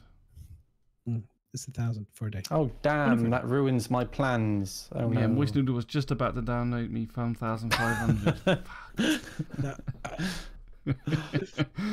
So close. I did not know that. Know it's that. It's to do with money. It's to do with fraud and stuff, basically. Sure. No, it makes sense. I just didn't realize what it was. Thank you very much. Exactly. I was like, you could make everyone an instant concierge, and then just pass it around. I was going to say there's two things I had left to talk about. Unless there's any questions, Miss. No, go on. Two things. Critical role thing. I got three things. And that's it. To talk about. Just two. Yeah, just. The first one is like, again, what we're talking about in terms of ships that don't get any love, like RSI. Someone said this in the Reddit, and I agree with them. He says is like, it seems that the Anvil and Aegis and the Misks are the heroes, whereas like the Rodbert Space Industries is meant to be like the oldest ship manufacturer in the lore of the game, and it seems to have so few ships. Is this because, do you think that RSI will be more for the MMO versus Squadron 42? It's because they're old and they're not forward thinking, so they're stuck in the mud of designing these old ships, and where you get these younger companies who have got more, picking people with more imagination rather than these old dinosaurs going, well, I like my square ship and it flies well. Why should I change it? So that's basically what it is. It's the old. It's out. Miz reckons it's Dinosaurs. Yeah. I kind of agree with that. The dinosaurs. I like that. That's a good reason. I like that answer. Glad we And could then the clear next, that up. my final question, our final thing is that this is because we always criticize CIG for not responding to the community fast enough, and I want to kind of put this out there as to say well done, because there was I believe, let me just dig it out because I need to read it out quickly. Some of you might have seen this, some of you haven't seen this, but I feel like it's always fair to try and show a positive view. But it was I think it was a gentleman called Admiral Sloth. He said here, we have a new support ship coming out soon. I can't tell you what it is, though. Okay. I know exactly what it is. Yeah. I think I know what it is. I know what it is. It's a search and rescue ship, right? And by a search and rescue ship, right, it's just a little escape pod that you pull around in EVA. So somebody on Reddit posted it out saying it's not a Vulcan. It confirmed it's not the Vulcan, and they were kind of like trying to it could potentially have spread into, this whole thing about it being something else. Anyway, quite literally on the day of it, he comes in saying, I'm going to stop this before it's taken any further out of context. I was referring to the Vulcan. Oh. It was not my fault. I was tagging people in my response. I'll be better about that, he says, because obviously he's learning. He's just accepting that obviously he's not clear. I think he meant it was not the Vulture. That's what it was. Someone mentioned the Vulture, and I think he might have put Vulcan. No, I think he might have said it's not the Vulcan, but what he meant was it's not the Vulture, because the Vulture was something that people voted on. People forget that devs are people, right? And they're not these almighty beings that are perfect all the time. Excuse me, I've seen them at BritismCon. They are indeed almighty beings. It's like every time you see IG stuff, we are not worthy. Please. No. I know Matt Lightfoot will come up to me. I'll be like, who are you? That's weird. I just mentioned BritismCon and like the freaking chat bot just went, oh, BritismCon. It knows. It's become sentient. It's listening to the fucking conversation. Damn. So yeah. But yeah, so if you do wish to meet some of these almighty devs, you can find them at BritismCon. Yes. Well done, CIG. Because we always give them a bit of a hard time. But I mean, we did kind of go over this last week in terms of the responses we're getting now, at least in that terms, are a lot better. They are responding to people on like Reddit and Spectrum and things a lot more. It's the official information sometimes that is a little bit lacking, but. Yeah, I agree. I think it's good that they interact that way, and cut things like that out when it's getting ridiculous and people go, "Oh my god, I'm gonna get this." No, you're not. No, we are not. So, okay, so is that it? Do the last few questions? Yeah. So we have a question from Jester, and he asks, "Madness, will you break into concierge just for the hanger flare bottle that you can't drink?" No, fuck no, I don't care. Oh, I could have broken into concierge as and when this last 2 months, but I've not. There's nothing I want. I mean, I've been Cray has kindly got me the Cyclone at discount, which was really kind of him. So I've got that now. So that was the only thing kind of left, really. There's nothing else other than an alien ship. Maybe I'd like a glaive, but they're just so expensive. I'm not interested in alien ships whatsoever, because I'm going to put my hands up in the air now and say I'm a racist. You're a humanist. I don't want to touch this shit. And there goes Twitch ban instant buy. Goodbye, everybody. Alien racist. I meant alien racist. You mean? Oh god. Under the new terms and conditions, Moist Noodle has now just condemned himself and me to the Twitch. I'm sorry. I'm sorry. I want alien race ships. That's all I'm saying. Yeah, I'm not racist. I like aliens. Oh, I'll buy their wares on the brand new merchantman. Just as long as they don't talk to me, that's fine. Just stop. Just stop talking. Just generally, just like no, stop. It was to me. This is like, oh my god, what the hell? Last time we will say your lovely face back. Okay, next question is from the prisoner, and I think we kind of answered this anyway. I don't know, Vulcan, depending on really what it can hold, how viable is it for fuel, rearm and repair. It's so small. We kind of did go through it. We think that earlier in the podcast we would, if you watched the rerun on that, but we mentioned about how it would be good for small skirmish type things. It's meant to be like an AA truck, so it's a roadside assistance. So I think it will be limited, and it will definitely not be an outstanding ship if you think it's going to be an amazing thing that can do all three. I think it's just going to be something that will get you going. I have this vision in my head, right, of this small fleet of Vulcans going to repair a javelin, right? And then, oh no, we've run out of materials. What do we do? And the next thing you see, it cuts to this javelin being towed by 30 small Vulcans. Just pulling it. Come on, boy! With the tractor beams. The barges of space. That'd be awesome. Okay. And the last question is from Seesaw. He's changed his name now just so I can read it properly. Seesaw. Why the Seesaw. H in front? Can I just ask why the H Seesaw rather than just Seesaw? He asks, maybe it's Spanish. It's because his first name's actually Herbert. Herbert, is it? Least favourite shipping game currently. Oh, the P-52. I've got two actually. Mine are currently the Reliant and the Tonk. Oh, it's not in game. Yeah. Currently in game. Oh, it's not in game, but that's what I'm saying. But the Reliant is in game. Yeah. It's just a pile of shit. Oh, okay, fair enough. Mine would be the Reliant. Like a love-hate, because I love the look of it, but I hate the way it flies at the moment. I mean, mind you, I haven't flown it for ages to see if it's been updated or made better, but yeah, the Reliant is... It's sort of like you blow on the wing and that's it, you're screwed. It doesn't fly anymore. It's terrible. Yeah. But I do like the look of it. Although, like, Moist Noodle, as you were saying, that you like the two pilots to sit next to each other, and as soon as you go, all right, mate, I'm not talking. You have a little argument. Dave, it's where like, are you going, Dave? To you anymore, and like stick him underneath if you have an argument. It's like one of those annoying car journeys when you're going on for ages, like, and then you go, look, shut up, no, and they won't. Hang on a minute, let me just change config and stick you underneath. You know, that's the best thing about the Cutlass is like if you go into the Cutlass, I thoroughly recommend if you're going to be the passenger, take a box of popcorn with you, and then you can just throw popcorn at the guy in front. I wouldn't want to be the person down below. Can you imagine if the person above you pees himself? Oh yeah, shits himself, pisses himself, does a massive fart. It's going to be coming straight at you, pretty much. Not a good place to be sat. I agree, but it's quite funny. Yeah. So what did we say? What was it? I said Reliant. You said Reliant as well, Miz. P-52. I hate because is that really a ship though? It's like a. It can't jump anywhere. It's like an it has BB guns on it.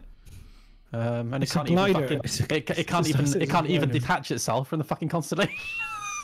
No, it's been stuck in there for a long time. It's been shoved up there and stuck up there for a long time. And people are gonna hate me, but I don't like the way it looks either. It's like one of those ones you go to the hospital for, and then all the doctors, instead of actually helping you, just go, look what he's got stuck up his ass. Whoa! It's like something about Mary. Open the door, open the window. Everybody's coming round. Jesus. Yeah. I think that's it. I think so. I think tonight has been fun. I've enjoyed this evening. Okay, everybody. We're going to wrap it up there. Thank you very much for the questions. We'll find someone to host. Anyone want to suggest anybody? Oh, let's have a look. Let's see who is on. I could host him. We got any new people? We always like to host new people. I always say if we can. There's loads of people streaming, but I don't know any of them. We always try and get someone. Oh, the few is streaming. Yeah, but he's top. He's fine. Oh, he's doing a giveaway. He'll get people. Is there anyone down here at the bottom? Let me see who I know. There's some guy, Miserable. No, never heard of him. I wouldn't host him. That's for sure. ATC Guardian. I've shenanigans. Yeah, I've watched him before. He's quite decent. He streams with a few. I think so. With yeah. the few. He's playing with the few. So go on, dump our load on him. We dump the load on the friend of the few rather than the few. Okay, we'll do that then. So, what are you guys doing this week? So yeah, And where can we that's who find we're going to you? raid in a minute. So this week, Madness, you want to go first? I'm going to be probably doing lots of colours for my boss because she can't use Illustrator on computers. So I'll be doing lots of shoes, and I'll be streaming Witcher and Star Citizen, and maybe Subnautica as well. We'll see. I'll be going. I've kind of Subnautica's kind of. I got to the stage where I need to find a base, and I'm finding it hard to navigate to this base. So, yeah. I imagine you playing that in VR. That would be so Literally, I would have to wear a nappy. I would probably piss myself because I was terrified. It's terrifying. The idea of that, just no. I would scream like a little girl for sure. Just like the hunt when we saw the spider. Oh, the hunt! I gotta get that video done also, or clip that bit when we was against the spider. We were not brave. Fucking hilarious! It was hilarious. I'd never been The like fucking thing climbed the ceilings and shit. It was like it's like a massive spider, like Shelob from like and Lord of the Rings type of thing, in a barn, and it was quick. Like it just scuttered everywhere, and then next thing you knew, it like drops down and like. Oh, like me and Miz are there with like guns. I can't deal with spiders. No, I missed so many freaking times with that gun. I was like, I was shot. I think we shot each other about 4 times. It's just hilarious. But it was terrible. Yeah, we'll have to try and clip that. That was actually quite good. We'll put it on. Yeah, so I'll be getting my hunt video up later. But yeah. Okay, so that's Good stuff. Yeah, that'd be me. That'd be me. What are you up to? Catch me on my. Oh, me. My Rift should be here on Wednesday. So once that arrives, I'll be playing Elite Dangerous, everybody. Elite Dangerous, maybe some Euro Truck Simulator, probably some more Elite Dangerous. Maybe we are. Star Trek Bridge Crew, which I'll be playing with Maya. So Maya's going to have to teach me how to stream. Because Maya is able to bring up his Twitch chat when he looks to the right in there's something in the VR. Yeah, so I need his help with that. Yeah. But yeah, really excited about that. It's going to be a lot of fun. That's cool. Excellent. And myself, as usual, Friday we're going to do some D&D. So if you haven't watched that before, if you don't think you like D&D, still come and watch anyway because it's good fun. If you need to go to sleep, it's really handy for that. Not really the review I was after for that one. It's very relaxing, is what I'm trying to say. It is very relaxing. So yeah, I'm doing that, and I've also I've got a couple of videos playing Hunt Showdown that I need to put up on YouTube. So I've just downloaded those. Last week's D&D session actually it cut out halfway, so I'm editing that so that it can go back on. So it will be on the Asylum channel. If you haven't followed us yet, there's the link to go on the Asylum YouTube channel. Please go and give us a follow on there. Otherwise, it's Fantasy Grounds D&D, but we're going to be using real life, like rolling the dices as well. I roll my dice in real life, so yeah. Anyway, come and join us. If you haven't given me a follow now, give me a follow and see us on Friday. Thank you for all the support, everybody, and we appreciate it. And hopefully we'll see you next Monday, same time. Same bat channel. Same cast, same bad jokes. Not bad jokes. Not even amused. Enjoy your evening, folks. Goodbye. Good night. Bye. It's gone. Oh, that was nice. My best hope. I just love that I'm like sitting in this thing. How much? Shut